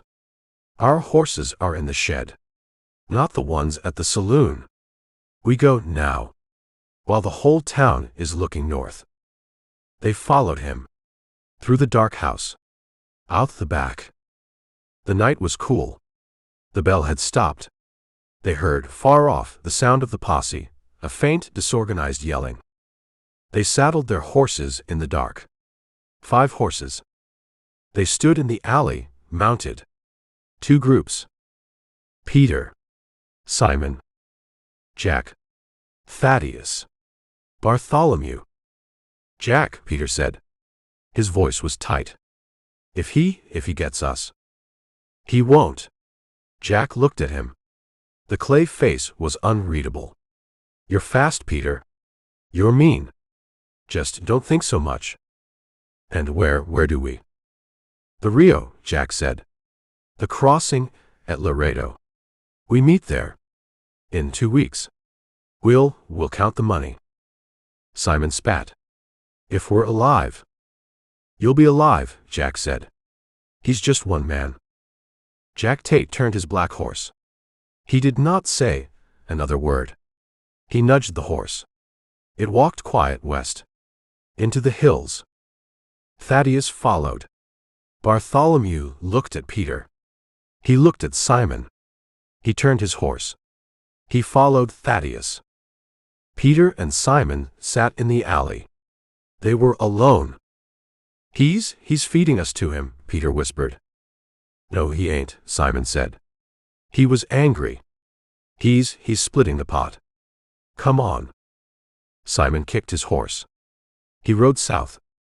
Peter looked west, at the three shadows disappearing. He looked south. He cursed. He kicked his horse. He followed Simon. The 5 riders were gone. Chapter 26. The posse was a distant sound. A lot of men yelling, riding hard. They were clumsy. Sample, 5 miles north, just cut east. He found a dry wash full of loose rock. The sorrel's hooves made almost no sound. He rode the wash for a mile. The posse was north of him now, still riding, still yelling. They were chasing the dust cloud he had made. They were fools. He stopped the sorrel. He sat in the dark. He listened. The yelling faded. The sound of the hooves was gone. Just the wind. He had reloaded his pistol. 2 spent, 2 new. He had 3 men. Andrew, John, James. 5 left. He turned the sorrel. He did not go back to town. He rode south, but he rode wide. He kept a 5-mile circle around Last Chance. He rode all night. He did not push the horse. He just moved. The sun came up. It was a gray light, then yellow. It found Sample west of the town, on a low rise. He could see the town, a few black shapes in the distance. He could see the saloon. He dismounted. He let the sorrel graze. He pulled the shotgun shell from his pocket. He looked at it. He pulled out the blue calico. He looked at that. He put them away. He walked the ground. He was looking for tracks. He was a patient man. He found them. Not 1 trail. 2. He crouched. The first trail was easy. 2 horses. They had left from the south side of town. They had left fast. The hooves were deep. They were running. They were scared. He knew those riders. Peter and Simon. The 2 from the bar. The ones who ran. He stood. He walked west. He kept looking. He found the second trail. This one was different. It came from the west side of town. From the alley. 3 horses. They were not running. They were walking. Sample crouched. He looked at the prints. They were clear in the morning damp. One, a small horse, nervous, stepping on its own tracks. Bartholomew, the kid. Another, a solid horse, steady. Thaddeus, the quiet one. And the third. Sample put his hand in the print. It was big. The horse was heavy. A clean shoe. It was the black horse. The one from the Miller farm. The one from Clarity. Jack, Sample said. He stood. He looked at the 2 trails. 1 trail south. 2 men. They were scared. They were stupid. They would be easy. The other trail west. 3 men. They were smart. They were calm. They were being led by the man who started it all. The man who said worthless. The man with the new repeater. Sample looked south. He looked at the easy trail. He turned. He walked back to his sorrel. He gathered the reins. He looked west. At the 3 sets of tracks, walking casual into the Badlands. The harder trail, he said. He mounted. He did not ride fast. He just followed. He put the sorrel on the tracks of the black horse. He walked his horse calm, just like them. Chapter 27. The land changed. The grass stopped. The world was red rock and heat. The horse's hooves made a new sound. Click. Clack. Click. Bartholomew licked his lips. The dust was thick. Jack. Where are we? This ain't a trail. It's a trail now, Jack Tate said. He was easy on the black horse. He had the new repeater in his lap.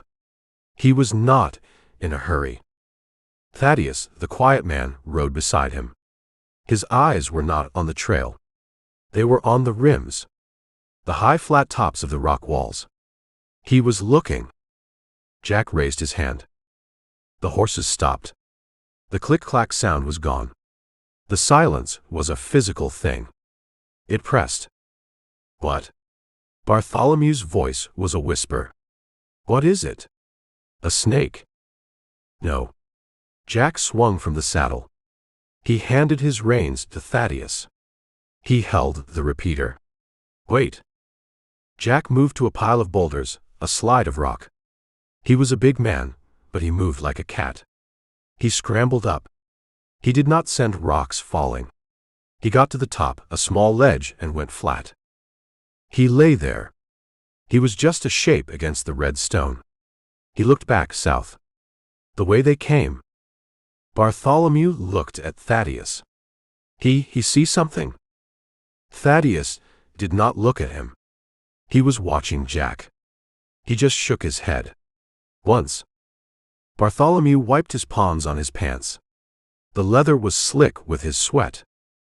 Jack came down. He slid, silent in the dust. He landed on his feet. He took his reins from Thaddeus. He's there, Jack said. Bartholomew's mouth went dry. Who? The posse.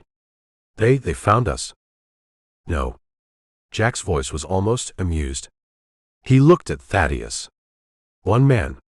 On a sorrel horse. He's back. Maybe a mile. He's walking. It's him. Bartholomew's voice cracked. It's the man from the saloon.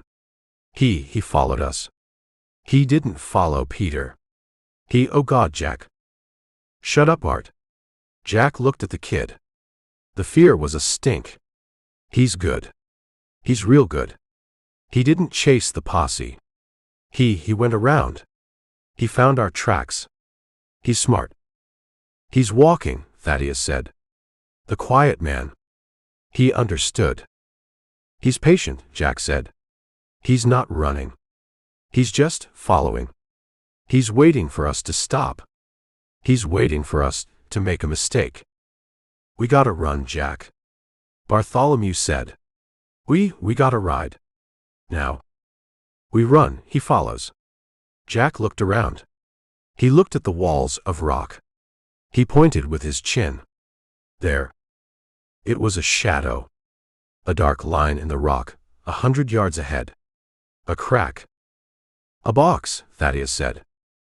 A box, Jack agreed. He smiled. The clay face split. He's hunting. He's one man. He's been lucky. He thinks he's the wolf. He thinks we're the sheep. Jack's smile was gone. We're not sheep. He mounted the black horse. We're riding in. All three. We'll ride into that canyon. We'll leave a fresh trail. A clear one. He'll follow. He'll be excited.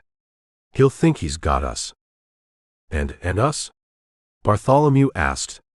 We'll be trapped. We ain't gonna be in the canyon, Bart. Jack's voice was cold. We're gonna be up. On the rim. Waiting. Jack looked at Thaddeus. We'll ride to the end. Tie the horses. We climb the back wall. We'll set a welcome. He'll just ride in. Bartholomew asked. He's one man, Jack said. He's cocky. He just killed 2 of us. He thinks he's a god. Jack kicked his horse. Let's go. We'll see how high he can fly. The 3 riders moved. They rode into the dark crack in the wall. The sound of their hooves was loud, echoing. Bait in a trap. Chapter 28. The trail was clear. It was a stupid trail. The 3 horses had made no effort. They just walked. Sample sat his sorrel at the mouth of the canyon. The sun was hot on his back. The canyon itself was a deep, cool shadow. A crack in the red rock. He looked at the tracks. 3 horses. They went straight in. He looked up. The rims were high. Sheer rock dotted with boulders. A perfect place to shoot. A perfect place to wait. He dismounted. He let the sorrel's reins drop. The horse stood, but its ears were flat. It did not like this place. I know, Sample said. He touched the horse's neck. He walked to the canyon mouth. He crouched. He looked at the tracks again. They were deep. They were fresh. They wanted to be seen. A box, he said. His voice was a dry rasp. He knew. It was not a guess. It was a fact. The way the tracks went in, so clean. The way the walls rose. It was a trap. He stood. He looked back at the open prairie. He could wait. He could ride around, try to find a way to the rim. It would take half a day. By then, they would be gone. Or he could go in. He thought of Andrew, face down in the grass. He thought of John, no throat. James, no face. He had killed 3. He was good. He was fast. He thought of Jack. The clay-faced man. The man who said worthless. The man with the new repeater. Jack was in there. He was at the end of that shadow. He was waiting. Sample looked at the rims again. He could not see them. He looked for the glint of a rifle barrel. He saw nothing. Just rock and shadow. He thought, they're waiting for me to ride in. He thought, they're 3. I'm 1. He thought, they're stupid. They led me right to them. His patience, the thing that had kept him alive, was a thin thread. It was burning. The anger, the cold thing that started at the Miller farm, was hotter. He had walked into a saloon with 4 of them. He walked out. He could walk into this. He went back to the sorrel. He checked his pistol. He pulled the rifle from the scabbard. He worked the action. A brass cartridge slid smooth into the chamber. He put the rifle back. He would be moving. He needed his hands. He swung into the saddle. The sorrel sidestepped, nervous. Easy, Sample said. He nudged the horse. The sorrel did not want to go. Sample kicked it. Hard. The horse jumped, startled, and moved. It walked out of the sun. It walked into the shadow. The air was 10 degrees cooler. The sound of the hooves changed. It was a loud clack-clack on the stone floor of the canyon. The sound bounced off the walls. He was an echo. He was a target. He rode 50 yards. The canyon was narrow. He could almost touch the walls. The silence was heavy. He heard the creak of his saddle. He heard the clack of the hooves. He heard his own breathing. He kept his eyes up. He scanned the rims. Left. Right. He saw nothing. Just rock. Another 50 yards. The canyon opened, just a little. He saw the end. 100 yards ahead. It was a blind alley of rock. He saw the horses. 3 of them. Tied to a dead tree. They were saddled. He pulled the sorrel to a stop. The horses were there. The men were not. They were up. He heard a single, sharp sound. A rock sliding. He looked up. Left. He saw the hat. A man's hat, black, pulling back from the edge. He did not have time. A voice, high on the rim, echoed. It was Jack's voice. It was not a yell. It was calm. It was amused. Now. The world exploded. Gunfire. Not one shot. A volley. From the left. From the right. They were on both sides. Crack. Whop.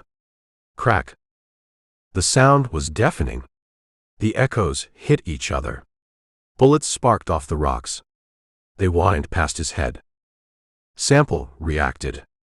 He was not a man. He was a nerve. He yanked the sorrel's reins hard to turn. A shot from the right. A heavy caliber. Thaddeus. The bullet hit the sorrel. It was a high, solid thwack. It hit the horse in the neck. The sorrel screamed. A sound Sample had never heard. It was not a hoarse sound. It was a scream. The horse did not fall. It reared. It went straight up, pawing at the stone walls. Sample was still in the saddle. He was 20 feet in the air, a perfect target. He threw himself, kicking free of the stirrups. He landed on his shoulder. The rock floor was not dirt. It was stone. It hit him like a hammer. The impact drove the air from his lungs. His pistol, jarred loose, skittered 10 feet away. The sorrel fell. It came down backward, a ton of dead weight. It hit the canyon floor with a sound that broke bones. Another volley. The bullets chewed the ground where he had been. Sample was on his stomach. He could not breathe. His shoulder was on fire. He was alive. He was trapped. Chapter 29. The rock was hard against Sample's cheek. He tasted dust. He tried to breathe. His lungs were empty. He was a fish flopping on a hot stone. Crack. Whop. Zing. Bullets hit the ground where he lay. They sparked. They kicked up red powder. He got his air back. A gasping, ragged breath. His shoulder was a hot, dull pain. He rolled, pushing with his heels. He saw his pistol. 10 feet away. It was a black shape on the gray rock, glinting in the shadow. Too far. A man could die crossing 10 feet. Thwack. Thud. More shots. They weren't shooting at him. They were shooting at the dead horse. The sorrel. It lay on its side, a wall of flesh and hide. Sample scrambled. He did not run. He crawled. He used his boots, his one good arm. He pushed himself backward, crab walking, until his spine hit the horse. He was behind it. The smell hit him. Gut shot. The hot copper smell of blood. The horse's eye was open, staring at him. Thwack. Thump. A bullet hit the saddle. It punched a clean hole in the leather. Another hit the horse's neck with a wet, solid sound. He was safe. For a second. He looked around the horse's head. He saw nothing. Just the red rock walls. The high rims. A voice from above. From the left. It echoed. It was Jack's voice. Amused. He ain't moving. I think you hit him, Thad. No, another voice. The quiet one. Thaddeus. He's behind the horse. He's just waiting. He's hiding, a third voice. The kid. Bartholomew. He's trapped. Sample pressed his back against the sorrel. The hide was still warm. He was breathing hard. He looked at his pistol, still 10 feet away. He looked at his rifle. It was still in the scabbard. Under the horse. The sorrel had fallen on it. He could see the brass butt plate, but he could not reach it. He was pinned. He had no horse. He had no rifle. His pistol was in the open. He was on foot. In a box. With 3 guns above him. He heard laughter. It was Jack's laugh. It was not a nice sound. It echoed down the rock walls. Well, Marshal, Jack yelled. Sample's head snapped up. He knows. You're stuck, Marshal. Jack's voice was a high, thin sound. You lost your horse. You lost your gun. Sample said nothing. He watched his pistol. He watched the patch of sunlight that was shrinking as the sun moved west. What do you do now, lawman? Jack yelled. You gonna arrest us? Another shot. Crack. This one was not at the horse. It hit the rock 3 inches from Sample's boot. It sparked. It stung his ankle. He pulled his leg in. He's still alive. Bartholomew yelled. He's just resting. Jack's voice was full of pleasure. He's thinking. He's thinking. I made a mistake. Ain't that right, Marshal? Sample looked at the dead sorrel. He looked at the rock wall behind him. It was sheer. He could not climb it. He looked at the entrance, 100 yards back. Open ground. You got 2 dead, Marshal," Jack yelled. "John and James. They're in the street. You're a fast man. I'll give you that." Sample pressed his head against the saddle. He waited. "But you ain't fast enough." Another shot. Thwack. The bullet hit the saddle horn, blew a chunk of wood and leather into the air. Sample flinched. Just wait, Marshal," Jack yelled. "The sun's going down. It's gonna get dark. You like the dark." Sample looked up. The sky was a narrow blue ribbon. It was turning purple at the edges. He was trapped. The sun was going. The men were waiting. He was alone in a box with a dead horse. Chapter 30. The dark was not just a lack of light. It was a physical thing. It was a heavy, cold blanket pressed into the canyon. The sky, a purple ribbon, turned to a black one. No moon. Sample was behind the horse. The smell was high. The sorrel's body was cooling, but the blood and the gut-shot smell were thick. His shoulder was a single, hot coal. He waited. He listened. A voice from the rim, Jack's. You asleep down there, Marshal?" The voice echoed. "Marshal, Marshal." Sample did not move. He did not breathe. "He's playing possum," another voice. "Thaddeus." He's dead, the kid, Bartholomew." His voice cracked. You hit him, Thad." "He ain't dead," Jack said. "He's just thinking." More silence. An hour passed. The stars came out. They were bright, cold, but they gave no light to the canyon floor. Click. A stone. From above. Sample tensed. "Just me," Jack's voice again. He was tossing pebbles. "Just checking." Sample let his breath out, slow. He had to move. He could not wait for morning. Morning meant a clear shot. He looked at his pistol. It was still 10 feet away. A black shape. He had to get it. He heard a new sound. A scrape. From the rim. He saw a flicker of light. Orange. "You fool," Jack's voice, a low curse. "Put that out." It's just a small one, Jack," Bartholomew said. It's cold. We can't see." "He can see us," Jack snapped. The fire vanished. But Sample had seen it. They were on the left rim. All three. He heard them talking. Low. Arguing. They were settling in. They thought they had him. They were bored.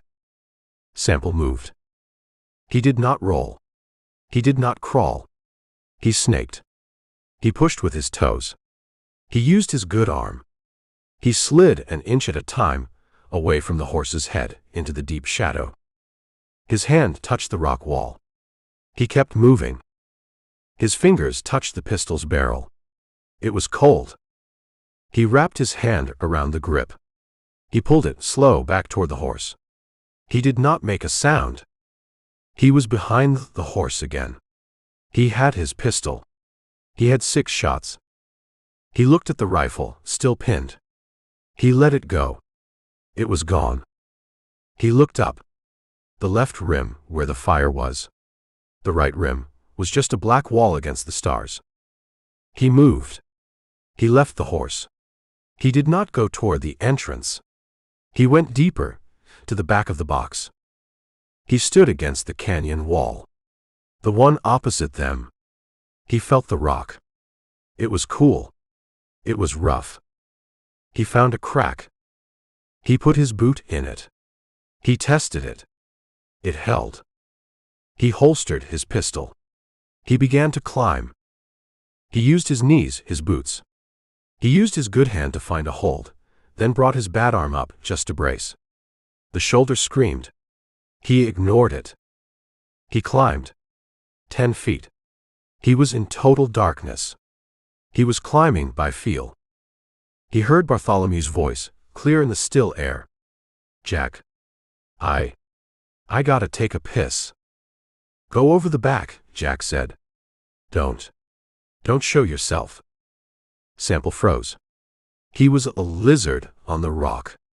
He found a ledge 2 inches wide. He put his boot on it. He rested. He heard the sound. A stream. From the other rim. He climbed. His hand hit loose rock. A piece of shale. It skittered. It hit the canyon floor. Clack. Ting. The sound was a gunshot. "What was that?" Bartholomew yelled. "Shush," Jack's voice. Silence. Sample did not move. He was 20 feet up. He was pressed to the rock. He was just another shadow. He heard the click of a rifle hammer. He's moving," Bartholomew said. "Where?" "Down there." Crack. The rifle shot. It was Jack's. The bullet hit the dead horse. Thwack. The echo was a roar. "You see him?" Jack yelled. "No. I heard him." "You heard nothing." Jack's voice was angry. He's trying to draw us out." Sample climbed. He moved faster. They were looking down, not up. His hand found the top. The rim. It was flat. It was not rock. It was dirt. He pulled himself up. He was slow. He did not want his boot to scrape. He got his belly on the rim. He slid like a snake onto the flat top. He was up. He lay on his stomach. He was breathing hard. He did not make a sound. He looked across. 50 yards. He saw them. A tiny fire, no bigger than his hand. Just glowing embers. 3 shapes. One was standing, looking over the rim. Bartholomew. The other 2 sat with their backs to a boulder. Jack and Thaddeus. They were on their rim. He was on his. He was not trapped. He was level. He drew his pistol. He looked at the 50-yard gap. Too far. A pistol shot in the dark was a fool's move. He stood. He was a black shape on a black horizon. He turned. He did not go toward them. He went back, away from the rim. He was going to find a way down. He was going to find a way around. He was the hunter again. Chapter 31. Sample did not run. He walked silent away from the rim. The starlight was just enough. It made the boulders look like sleeping animals. His shoulder was a single large tooth, chewing on his bone. He found the drop-off. It was not a cliff. It was a long slide of broken shale. A man could walk down it, but he would make noise. He would sound like a river of rock. He kept moving.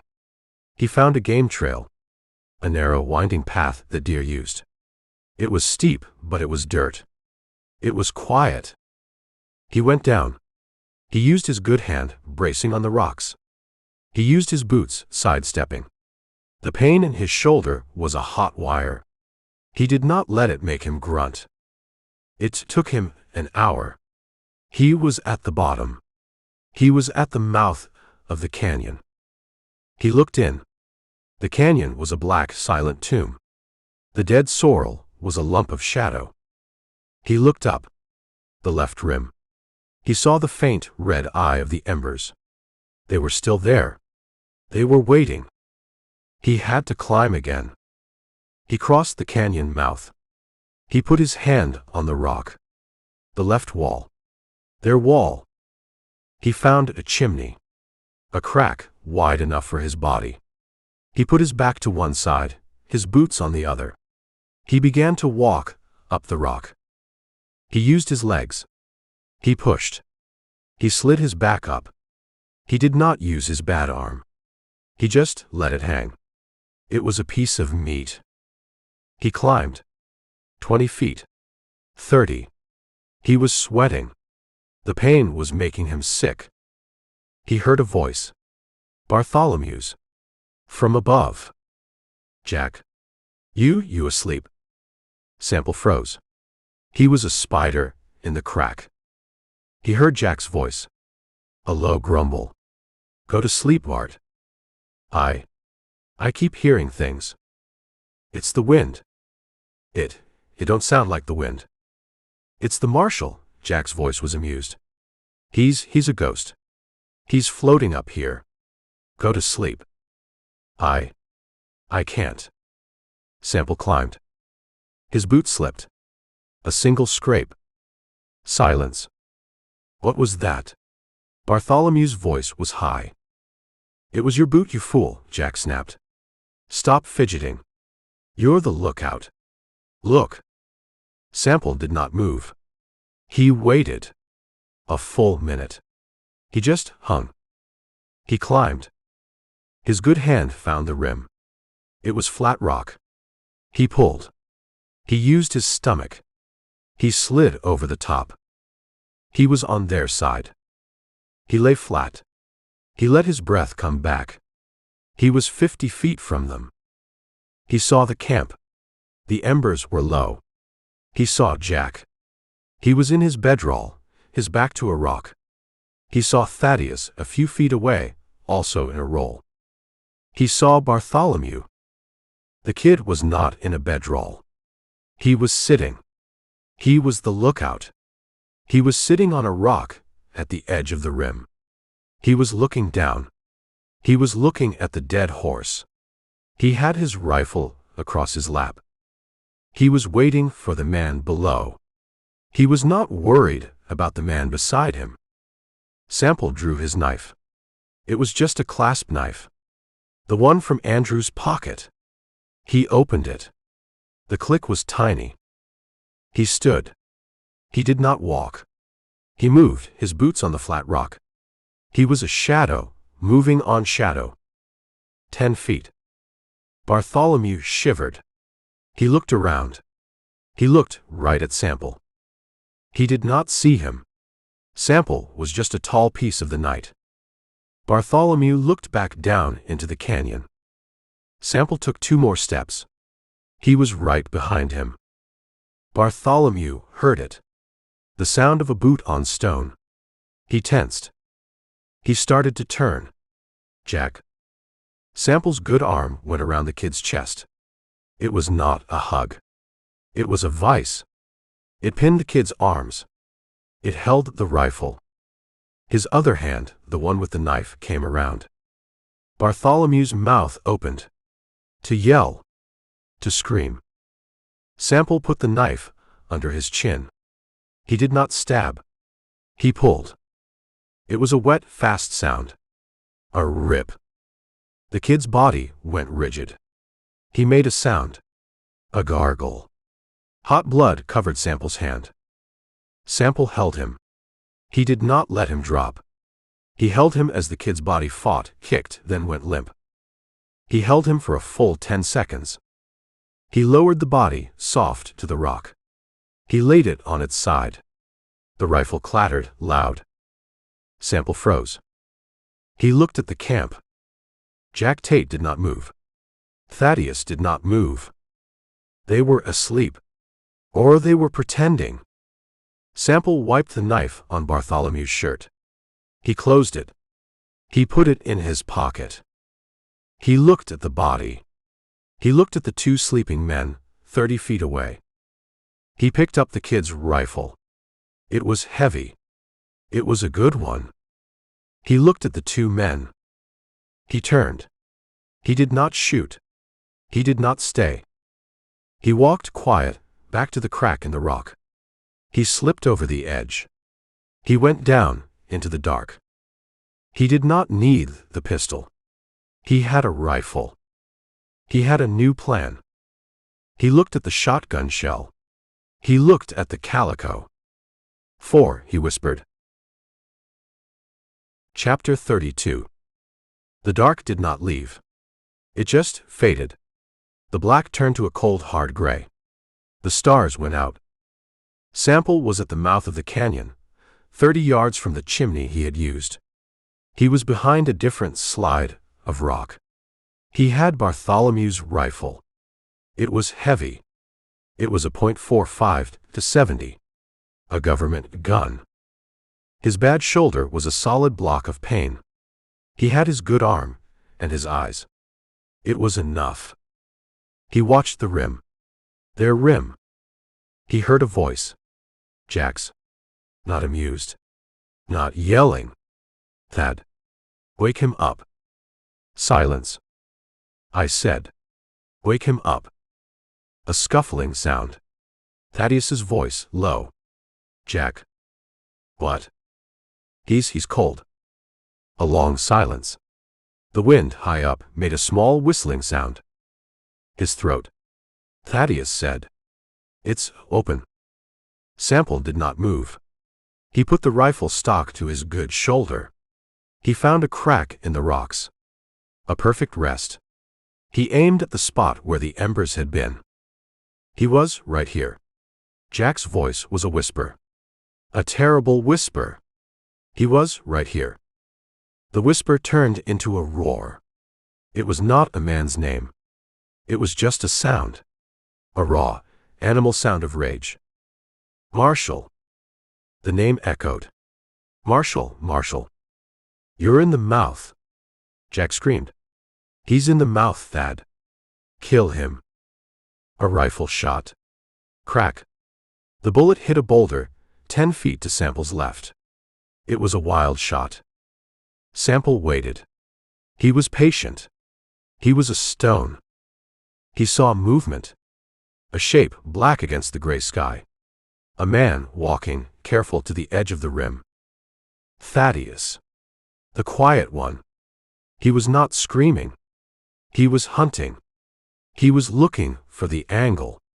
He crouched, trying to see into the shadows.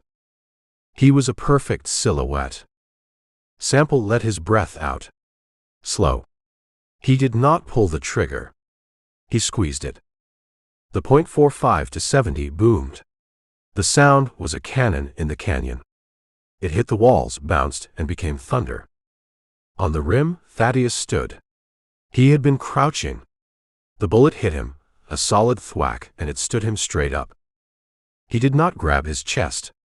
He did not yell. He just dropped his rifle. It clattered on the rock. He sat. He just sat down like a man who was tired. Then, slow, he listed to the side. He fell out of sight behind the rim. Thad, Jack's scream was high. Sample worked the rifle's action. A heavy brass shell spun out. He chambered a new round. You. Jack stood. He was on the rim. A big black shape. He was not hiding. He was insane. He had the repeater, the Indian's gun. He fired. Crack, crack, crack, crack. He just held the trigger. He emptied the gun into the shadows. He did not aim. He was just shooting at the canyon. Sample did not fire. He just watched. One of the bullets, a ricochet, came off the rock wall. It whined. It was not a whop. It was a high, thin zing. It hit Sample in his bad shoulder. The pain was not hot. It was white. It was a flash of lightning inside his head. He yelled. He could not help it. He dropped the rifle. He fell back from the rock. He grabbed his shoulder. It was not a clean hit. It was a piece of shattered lead. It tore through the already broken meat. Blood, hot and fast, covered his hand. He heard the click, click, click from the rim. Jack's rifle was empty. Then silence. Sample, gasping, pulled himself back to the rock. He put his head on the stone. He was bleeding. He was bleeding bad. He looked up. Jack was gone. The rim was empty. He heard a sound. Faint. The sound of a man running. Heavy boots on stone. Running away from the rim. Running for the horses. Sample grabbed the rifle. He tried to pull it up. His arm would not obey. He looked at his hand. It was red. 5, he whispered through his teeth. He was alone. He was bleeding out. And Jack was getting away. Chapter 33. The pain was a white-hot coin. It pressed on his shoulder. Sample was on his back, his head against the rock. He was gasping. The blood was hot, running down his arm inside his shirt. It was too fast. He heard the sound. Boots. Running on rock. Fading. Jack. Sample gritted his teeth. He tried to push himself up. His left arm was not his. It was a piece of meat bolted to his body, and the bolt was on fire. Get up, he whispered. The words were just air. He rolled onto his good side. He used his right arm. He got to his knees. The canyon spun. Gray rock. Black sky. He looked at his hand. Red. He looked at his shirt. Black and wet. He was bleeding out. He heard a horse. A whinny. Faint. From the back of the canyon. The horses. Their horses. Jack was running for them. Sample pushed himself to his feet. He leaned on the rock wall. He was dizzy. He looked at Bartholomew's rifle on the ground. He looked at his own pistol 10 feet away. He had dropped them both. He stumbled. He fell to his knees. No, he said. He crawled. He was a wounded animal. He crawled to the rifle. He grabbed it with his good hand. He used it as a crutch. He got to his feet. He was standing. He was swaying. He heard the sound of a horse moving fast. Clack, clack, clack. From the back of the canyon. He looked. He saw the black shape. A horse. A rider. It was Jack. He was riding out. He had 100-yard start. Sample brought the rifle up. He tried to put the stock to his bad shoulder. He screamed. The sound was high, thin. The pain was too much. He dropped the rifle. Jack was at the canyon mouth. He was a silhouette against the graying sky. He did not look back. He was gone. Sample fell against the rock. He slid down. He was sitting. He was watching the empty space where Jack had been. He was alone. He was bleeding. His horse was dead. He had no way out. He looked at his shoulder. The ricochet had torn it open. It was not a clean hole. It was a rip. He had to stop the blood. He looked at the dead sorrel. He looked at his rifle, 10 feet away. He pushed himself up. He walked stiff-legged to the rifle. He picked it up. He did not try to shoulder it. He just held it. He walked to the back of the canyon. To the dead end. The other 2 horses were still there. A bay. A gray. They pulled at their tethers, their eyes white, smelling the blood. He walked to the bay. Easy, he said. He put his hand on the saddle horn. He untied the canteen. He drank. The water was warm. It tasted like tin. He looked at the rifle in his hand. He put the canteen down. He worked the rifle's action. He put a shell in the chamber. He put the muzzle against a flat piece of rock. He pulled the trigger. Crack. The rifle boomed. The bullet sparked. He did it again. He put the muzzle flat against the rock. He fired. Crack. He did it 5 times. He emptied the gun. The barrel was smoking. The front sight was gone. The metal was dull, hot. He dropped the rifle. He unbuttoned his shirt. He pulled it open. The wound was a black pulpy hole, weeping. He grabbed the rifle barrel with his good hand. The metal hissed against his palm. He did not flinch. He looked at the wound. He took a breath. He pressed the white-hot muzzle into his own shoulder. He did not scream. He could not. His jaw locked. His entire body went rigid. The smell of his own meat cooking filled his nose. The sound was a hiss. He held it there. 1, 2, 3. He blacked out. He fell forward into the dust at the horse's feet. The rifle clattered beside him. He was not moving. The horses pulled, but they were tied. The sun started to come up. Chapter 34. The sun was a hot spike in his eye. Sample was on his side. His face was in the dust. His mouth was full of it. He tasted dried blood and ash. He groaned. The sound was not his. It was the sound of an animal, low and broken. The world was two things: the white-hot sun and the pain. The pain was no longer a fire. It was a block of solid hot iron. It was his whole left side. His shoulder, his arm, they were a single unmovable screaming thing. He opened his good eye. He saw dust. He saw a horse's hoof. He saw the gray, still body of his sorrel, 10 yards away. He pushed with his right hand. Get up. He got his hand under him. He pushed. He was on his knees. The canyon spun. The red rock walls turned a bloody circle. He put his head down between his knees and just breathed. He smelled himself. Cooked meat. Sweat. Blood. He looked at the wound. He had unbuttoned his shirt. It was a black stiff rag stuck to his chest. The wound itself was a crater. Black seared edges. A pulpy, weeping dark red center. It was not bleeding. Not fast. The hot barrel had done its job. It had closed the hole. It had also cooked him. He was alive. Jack, he said. The name was just a rasp. He looked at the mouth of the canyon. Empty.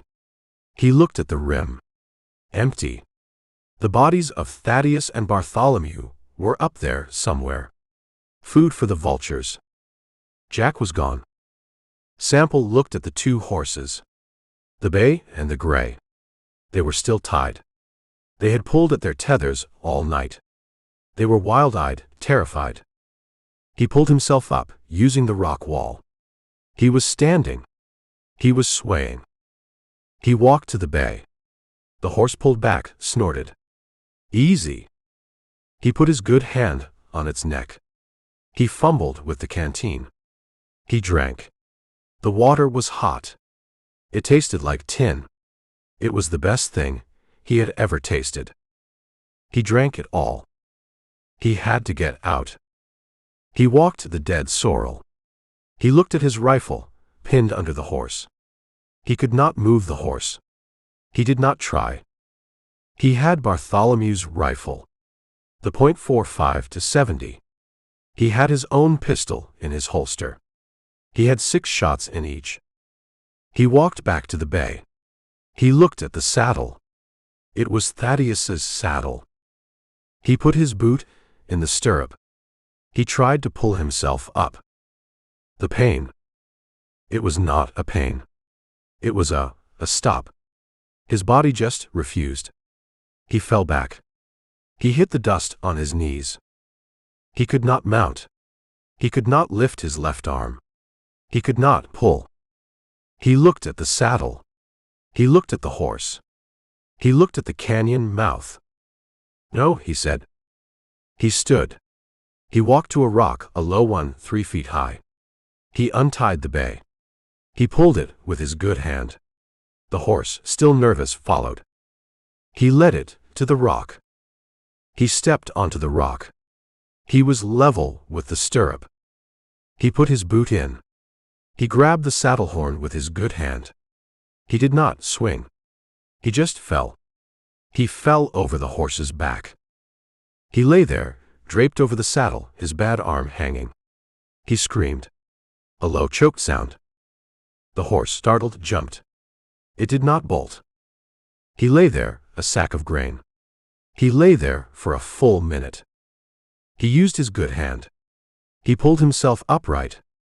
He was in the saddle. He was shaking. He was gray. He was covered in his own blood and dust. But he was in the saddle. He picked up the rifle. He held it awkward across his lap. He knew to kg'd the bay with his heels. The horse moved. It walked. It walked past the dead sorrel. It walked past the patch of blood where Sample had fallen. It walked out of the canyon. The sun hit him. He was in the open. He looked at the ground. He saw the tracks. The black horse. Going north. Going fast. He saw the other tracks. The posse. They had ridden right past the mouth. They had not even looked. He turned the bay. He put it on the tracks of the black horse. Just one, he said. He was one man. On a stolen horse. He had one good arm. He was bleeding. He was burned. And he was still coming. Chapter 35. Peter's horse was tired. It was a line back done, and it was walking with its head down, blowing dust with every step. This is Texas, Peter said. He said it for the third time. Simon, riding beside him, did not look. He spat. The dust just ate it. It's Texas. You said that. It don't look no different from the north side. It feels different, Peter said. He had the muddy shotgun across his lap. He had not let it go. It feels safer. It ain't safe. Simon's voice was a sour rasp. It's just where we are.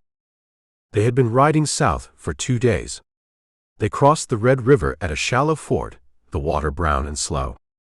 They had not seen a soul. No posse. No law. And no tall man in a duster. He didn't follow us, Peter said. He sounded relieved. Jack was right. He went after Jack. He went after the money, Simon said. He pulled a canteen. It sloshed. Half full. Jack took the bank. He left us, what? Our share from the farm. We got our share, Peter said. We got nothing. Simon's face was a mask of dirt and anger. We got what? $20. Jack, he played us. He fed us to that thing. And he rode off with the sack. Peter did not like this. He looked at Simon. Jack, he's Jack. He'll meet us. In Laredo. He said. He'll meet us, Simon mocked. He'll be in a whorehouse in Mexico, spending our money while we're. He looked around. Here. With nothing. Peter's horse stumbled. He yanked its head up. Easy, damn you. We need money, Simon said. And whiskey. I need a drink. I ain't had a drink since the saloon, Peter said. He shivered. He saw the table flip. He saw the smoke. We need a steak, Simon said. He pointed. South. There's a way station. On the old freight line. It's just an old man. And his wife. They got a store. They probably got a safe. A way station? Peter said. Just us. Just us. Simon looked at him. His eyes were small. What? You need Jack to hold your hand. We're 2 men. They're 2 old people. Jack said, he said make for Laredo. Jack said, Simon sneered. Jack ain't here. I'm here. I'm thirsty. And I'm broke. I ain't walking into Mexico with empty pockets. He kicked his horse. It was a tired roan. It moved. Peter looked north. Back the way they came. There was nothing. Just heat. He looked at Simon, riding. We ain't Jack, Peter said to himself. We ain't that smart. But he kicked his horse. He followed. The way station was a single long building. Sod roof. A leaning porch. It smelled of wood smoke and chickens. Simon got off his horse. He pulled his pistol. You take the back. I'll go in the front. The back, Peter said. He did not like this. He slid from the dun. He held the shotgun. What if? Just be loud, Simon said. Like Jack. Just scare him. Simon walked onto the porch. The boards creaked. He kicked the door. It opened. An old man with a beard to his chest was there. He held a broom. We're close to. Simon hit him. He did not use the pistol. He used his fist. He hit the old man in the face. The man fell back. Where's the money? Simon yelled. He walked in. Peter was at the back. He heard a woman scream. He saw her at the kitchen door. She was old. She held a black iron pan. Get out, she yelled. Drop it. Peter brought the shotgun up. His hands were shaking. I said drop it. She did not drop it. She ran at him. She swung the pan. Peter pulled the trigger. The blast was too loud. It was not like the saloon. It was inside. It filled the small room. The woman, she just came apart. Peter stood there. The shotgun was smoking. The room smelled of copper. Peter. Simon's voice. What did you do? Simon ran in. He saw the mess. He looked at Peter. She came at me, Peter whispered. You fool, Simon said. You shot her. With a shotgun. The old man on the floor was groaning. He was trying to crawl.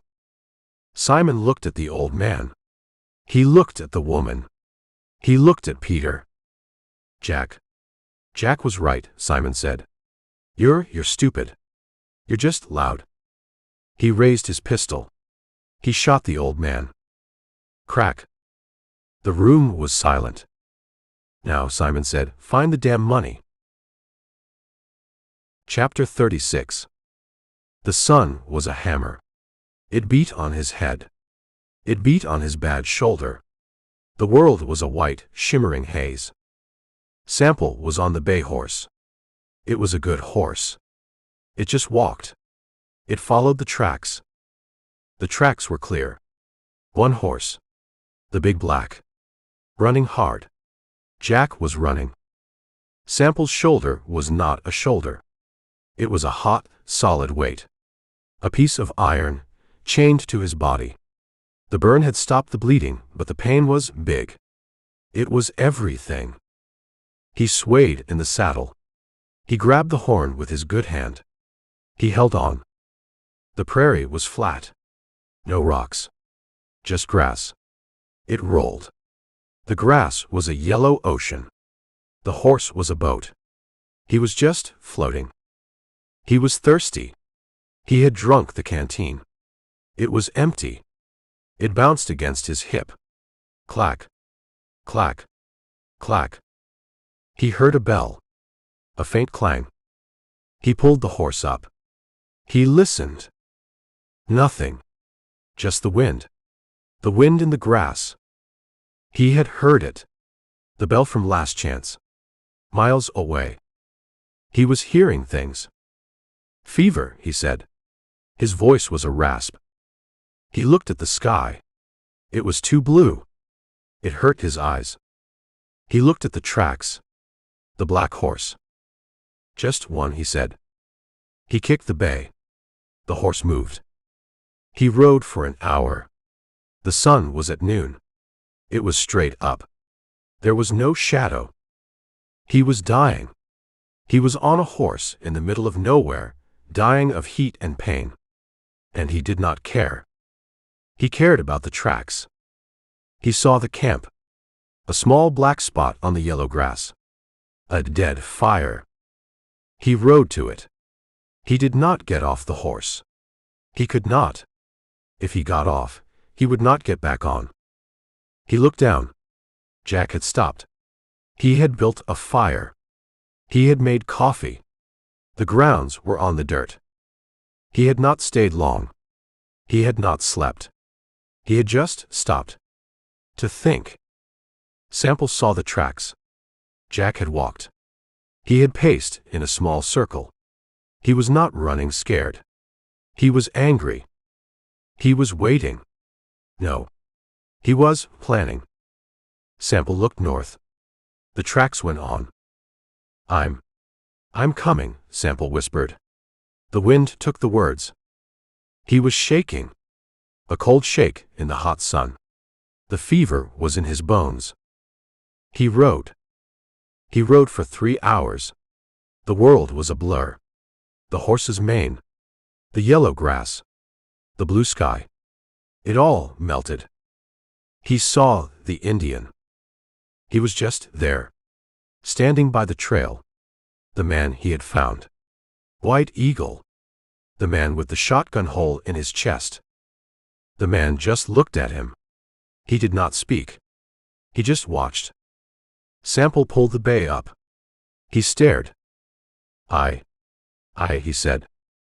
The Indian was gone. It was a bush. A dead piece of yucca, shaped like a man. Sample put his head down. He put his good hand on his face. His skin was on fire. Get hold, he said. He looked north. The tracks. He rode. He did not see the grass. He did not see the sky. He just saw the prints. The black horse. He was a piece of iron on a horse. He was a gun. He was just a thing. A thing that followed. He rode until the sun was a red line. He rode until the sky was purple. He did not stop. The bay horse stopped. It just stopped. It would not move. Sample looked. A creek. Water. Dark, slow water. He fell from the saddle. He did not mean to. He just came apart. He landed on his knees in the mud. He put his face in the water. It was warm. It was mud. He drank.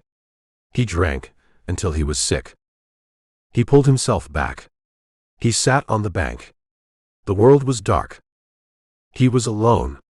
He had the rifle. He had his pistol. He had a block of hot iron for a shoulder. He looked north. Across the creek. The tracks were there. They went into the water. They came out the other side. He looked at the mud. He saw the print. He was gaining. The print was fresh. He was not 2 hours behind. He was 1. He pulled himself up. He used the horse. He got to his feet. He could not mount. Not again. He looked at the water. He looked at the bay horse. He took the reins. He pulled. Come on. He walked. He did not ride. He walked into the water. He pulled the horse. He was one man. He was on foot. He was bleeding. He was burning. And he was still coming. Chapter 37. The room was silent. It was a hot, terrible silence. It smelled of copper and gunpowder and kitchen things. Spices. Peter stood over the mess. The old woman.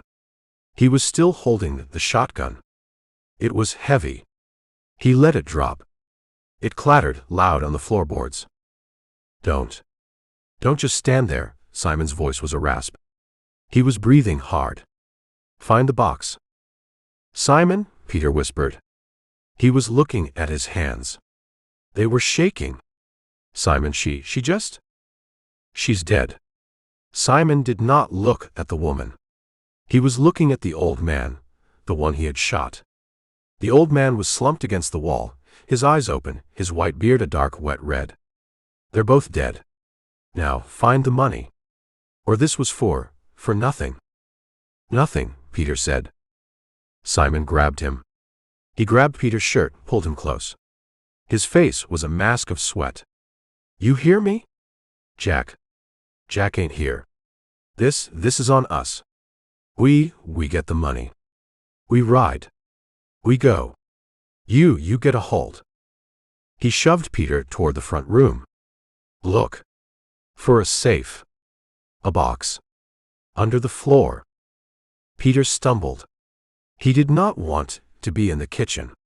He did not want to be in the front room. The front room was a small store. Shelves. Cans of beans. Bolts of cloth. A counter. It's just a store, Peter said. They got a safe, Simon said. He was pulling things off shelves. Cans hit the floor. Clang. Thud. They all got a safe. Peter looked under the counter. He saw a wooden box. A small one. It was not locked. Simon was there in a second. He pushed Peter. He grabbed the box. He put it on the counter. He opened it. He stared. What? Peter asked. What's? Simon's hand went in. It came out. He was holding coins. 3, 4. And paper. This is it. Simon's voice was a whisper. This is it. He turned the box over. He slammed it on the counter. Where is it? Simon, maybe that's all. $12. Simon screamed. He threw the box. It hit the wall, splintered. $12 and change. He ran back to the kitchen. He kicked the old man's body. Where is it, you old? Simon, stop. Peter yelled. He's dead. There. Simon stopped. He was breathing. H. He looked at the old man. He looked at the old woman. He looked at the shotgun mess. We did this, Simon said. For $12. Peter started to shake. A real shake. His knees. He just had a broom. She had a pan. A pan. Shut up, Simon said. We ain't Jack, Peter sobbed. We ain't nothing. We're just, oh God. I said shut up. Simon hit him. A backhand. Hard. It knocked Peter against the door frame. Peter slid down. He sat on the floor. He put his face in his hands. Simon stood in the middle of the room. The mess. The 2 bodies. The $12. He thought of Jack. He thought of the man in the duster. The one who had hunted them. The one who had killed John and James. Jack had been right. He had fed them to the wolf. And the wolf was not here. This was just them. We made a mistake, Simon said. Peter looked up, his face wet. A mistake. He's gonna follow us, Simon said. He ain't just hunting Jack. He's hunting all of us. But he went north, Peter said. How you know? Simon grabbed his hair. How you know? What if he's here? What if he finds this? Simon looked around. The panic was cold. It was not like the saloon. This was worse. We gotta go, Simon said. We gotta. He saw the house. The blood. The evidence. Fire, Simon said.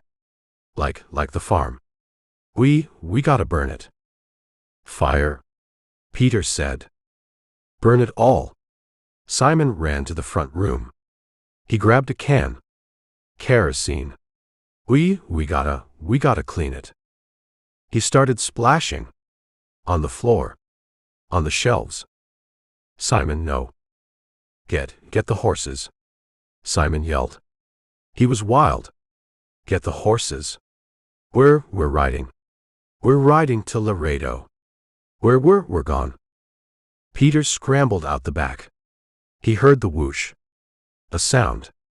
He looked. The kitchen was on fire. Simon ran out. His face was black. Go. Go. Go. They jumped on the horses. They did not look back. They kicked the tired animals. They rode. They rode south. Hard. Chapter 38. The smoke was a black column in the rear view. Peter did not want to look at it. He looked at his horse's mane. It was caked with sweat and dust.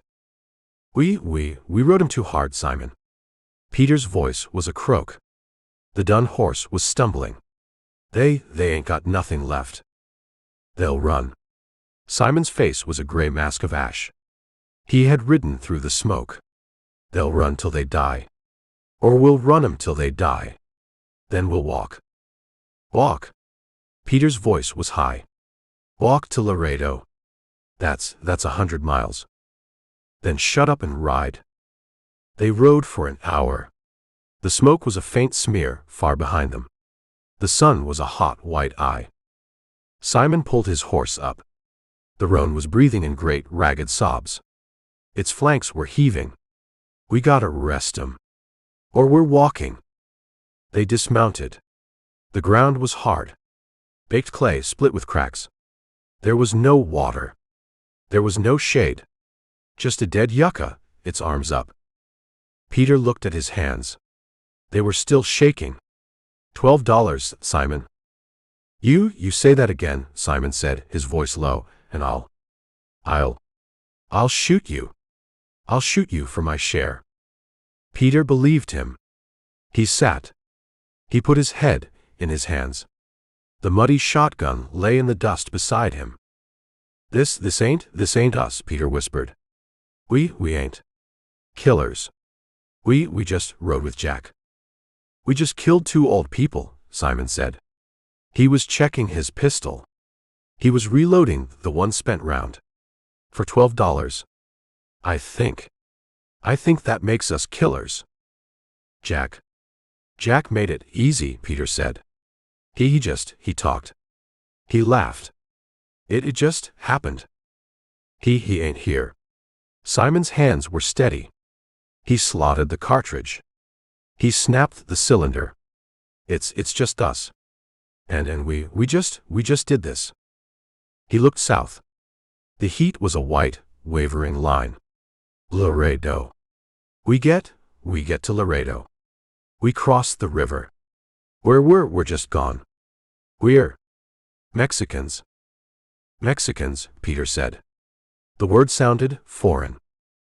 And that tall man. Simon's face was tight. He went north. He's Jack's problem.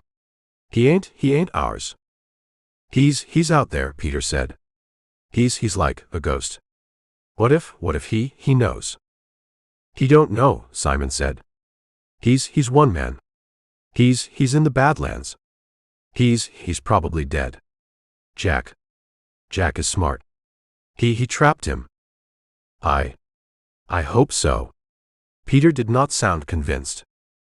Get up. Simon kicked Peter's boot. The horses, they're breathing.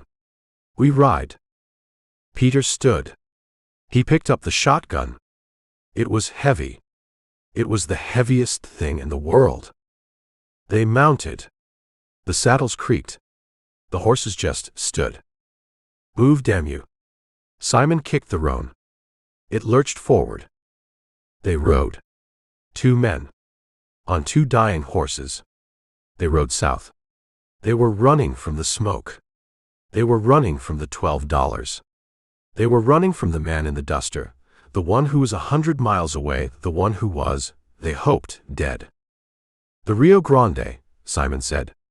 We just get to the river. Chapter 39. The sun was a white-hot nail. It was not a hammer. It was a fine point, driven into his skull just behind his good eye. Sample was walking. The bay horse was dead. It had died 2 miles back. It had just stopped. It had laid down in the dust. It did not get up. Sample had taken the water. A half canteen. He had taken the rifle. The .45 to 70. He had been walking for 6 hours. His bad arm was a piece of black, heavy wood, strapped to his chest by his own belt. The burn was a hole. He did not look at it. He smelled it. He was in a world of white dust and his own smell. He had lost Jack's trail. The fever had taken it. He had seen things. The Indian. The boy. He had woken up on the ground, the sun on his face, the trail gone. So he walked south. Laredo. The border. The Rio Grande. It was a drain. All the filth ran south. He just followed the slope.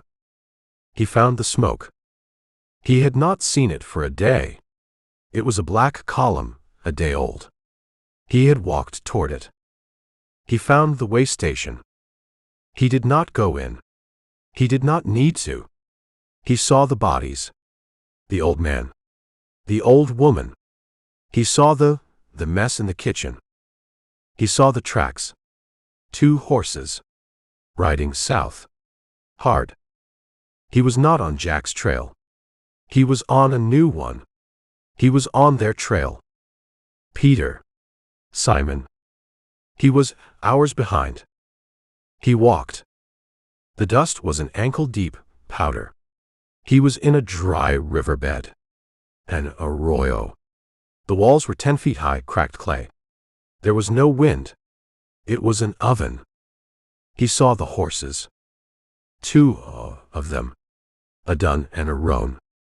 They were standing, heads down, hip shot, at the end of the arroyo. A dead end. He stopped. He was 100 yards away. He sank to one knee. He was just a shape.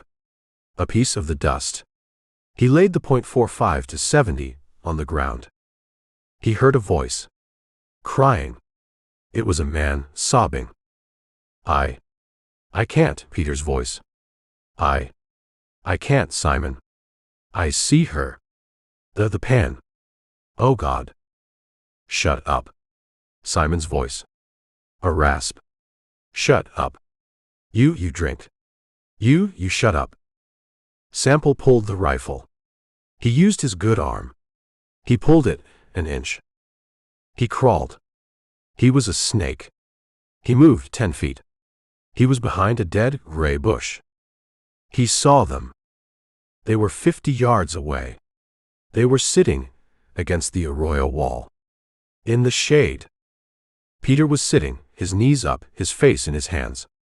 The muddy shotgun was on the ground, beside him. Simon was standing over him. He had a bottle. He was drinking. We killed them, Peter sobbed. For $12. You keep saying that. Simon kicked him. A weak, tired kick. You're gonna get us caught. We ain't, Jack, Peter said. He's right. The voice was not Peter's. It was not Simon's. It was a dead, dry sound.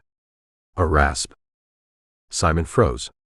He had the bottle halfway to his mouth. He turned. His eyes were wide. Peter's head came up. Sample was standing. He was 50 yards away. He was not a man. He was a thing. A thing made of dust and dried blood. He was leaning on the rifle like a crutch. His face was a black ruin of sun and fever. His shirt was a stiff, black-red board. His left arm was strapped to his chest. Who? Peter whispered. Simon saw the rifle. He saw the man. He dropped the bottle. It hit the dust. It did not break. It's him, Simon said. From the saloon. He's. Peter just stared. He's a ghost. I'm not a ghost. Sample's voice was a crackle. He brought the rifle up. He held it one-handed at his hip. I'm just here. Mister, we didn't. It was Jack. Peter screamed. It was Jack Tate. He's north. He's the one you want. Sample took a step. He was dragging his left foot. Clarity, Sample said. That was Jack. Peter said. The way station, Sample said.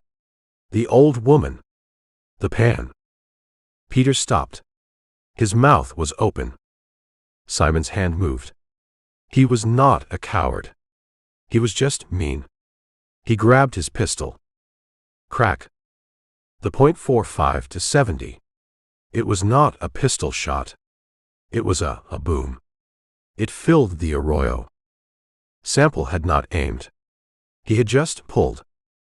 The bullet, the size of a thumb, hit Simon in the chest. It did not punch a hole. It hit him. It threw him, all 160 pounds, backward. He hit the clay wall. He slid down. He was dead before he hit the ground. Peter was still on the ground. He was looking at Simon. He was looking at the hole. He looked at Sample. Sample was walking. He was working the action. A heavy brass shell flew out. He was reloading. "No," Peter whispered. "Please no." He scrambled. He grabbed the shotgun. He brought it up. He was on his knees. He was aiming. Sample was 20 yards away. He was still walking. "Please," Peter screamed. Sample stopped. He just looked. Peter pulled both triggers. Click. Click. The shotgun was empty. He had not reloaded. Not since the way station. Peter stared at the gun. He looked at the man. Sample raised the .45 to 70. He did not hip shoot. He held it in his one good hand. He held it steady. "The pan," Sample said. He fired. Chapter 40. The .45 to 70 was heavy. It was a dead weight in Sample's one good hand. The smoke from the barrel, a thin blue line, rose in the still hot air of the arroyo. Peter was on his back. His eyes were open, staring at the white, empty sky. He had a hole in his chest. Simon was 10 feet away. He was a heap, pushed against the clay wall. 7. Sample had killed 7 men. Andrew with the lame horse. John and James in the saloon. Bartholomew with a knife. Thaddeus on the rim. And now these 2. He was done. The fever was a hot, wool blanket. His shoulder was a single, burning coal. He swayed. He used the big rifle as a crutch, jamming the butt into the dust. He stood. He just stood. He looked at the bodies. He looked at the 2 horses, the dun and the roan, standing at the end of the arroyo, their heads down. He walked to Peter. He nudged the body. Nothing. He went through the man's pockets. He found nothing. A clasp knife. A few coins. He left them. He walked to Simon. He rolled him. He found a half-full canteen. He found a box of cartridges for the pistol. He took them. He walked to the dun horse. It was in better shape than the roan. He checked its saddle. There was a bag. Jerky. Hardtack. He untied the horse. He did not have the strength to pull himself up from the ground.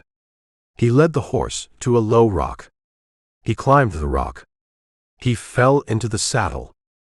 He sat there, a sack of hot bones. He just breathed. He had come for 8. He had gotten 7. The one who mattered, the one who said worthless, the one on the black horse, he was gone. He was north. He was in the wind. Sample had lost him. The fever had taken the trail. He had failed. He looked at the shotgun shell in his pocket. He looked at the blue calico. He looked at the green shotgun shell from the Indian's murder. He had gotten the shotgun. He had gotten the ones who were there. But he had not gotten the one who laughed. Sample kicked the dun. The horse, tired, moved. It walked out of the arroyo, leaving the bodies, leaving the dead roan. He rode south. He did not know why. It was just the way he was pointing.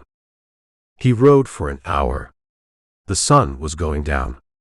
The world was red. He saw the river. The Rio Grande. It was not a grand river. It was wide and shallow and the color of mud. It was just a line. He rowed the dun to the bank. He stopped. The water moved slow. On the other side, Mexico. It was just more dust. More rock. He could cross. He could just go. He was not a marshal. He was nothing. He was a man with a burned shoulder and 7 bodies behind him. He could just disappear. He sat on the horse. He watched the water. He watched the sun bleed into the dust. He thought of the judge. He thought of Fort Smith. He thought of the badge in the drawer. He thought of the Indian boy crawling to his father. He had done this for them. And now he was done. Jack was still out there. Sample looked at his hand, the one on the reins. It was caked with blood and black powder. Later, he said. His voice was a rasp. Jack would keep. The anger would keep. The fever would kill him. He was a different man. The marshal would have died in the arroyo. This man just wanted to live. He turned the horse. He did not ride north. He could not. Not yet. He rode east. He followed the river. There was a town somewhere. El Paso. A fort. A doctor. He needed to heal. The hole in his shoulder. The hole in his everything. He rode slow. He did not look at Mexico. He looked at the rising moon. The hunt was over. But it was not finished. He was a different man. He was a man who knew how to wait. He would heal. He would get strong. And then he would go find Jack. Love audiobooks? Get over 100 Wild Western audiobook on YouTube. Subscribe for full listens, no fluff.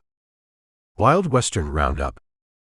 Want even more action-packed adventures in the Wild West? Join the posse. Download your free copy of Wrangler today. Or keep reading the Rip Campbell Wild Western series in Amazon. The end.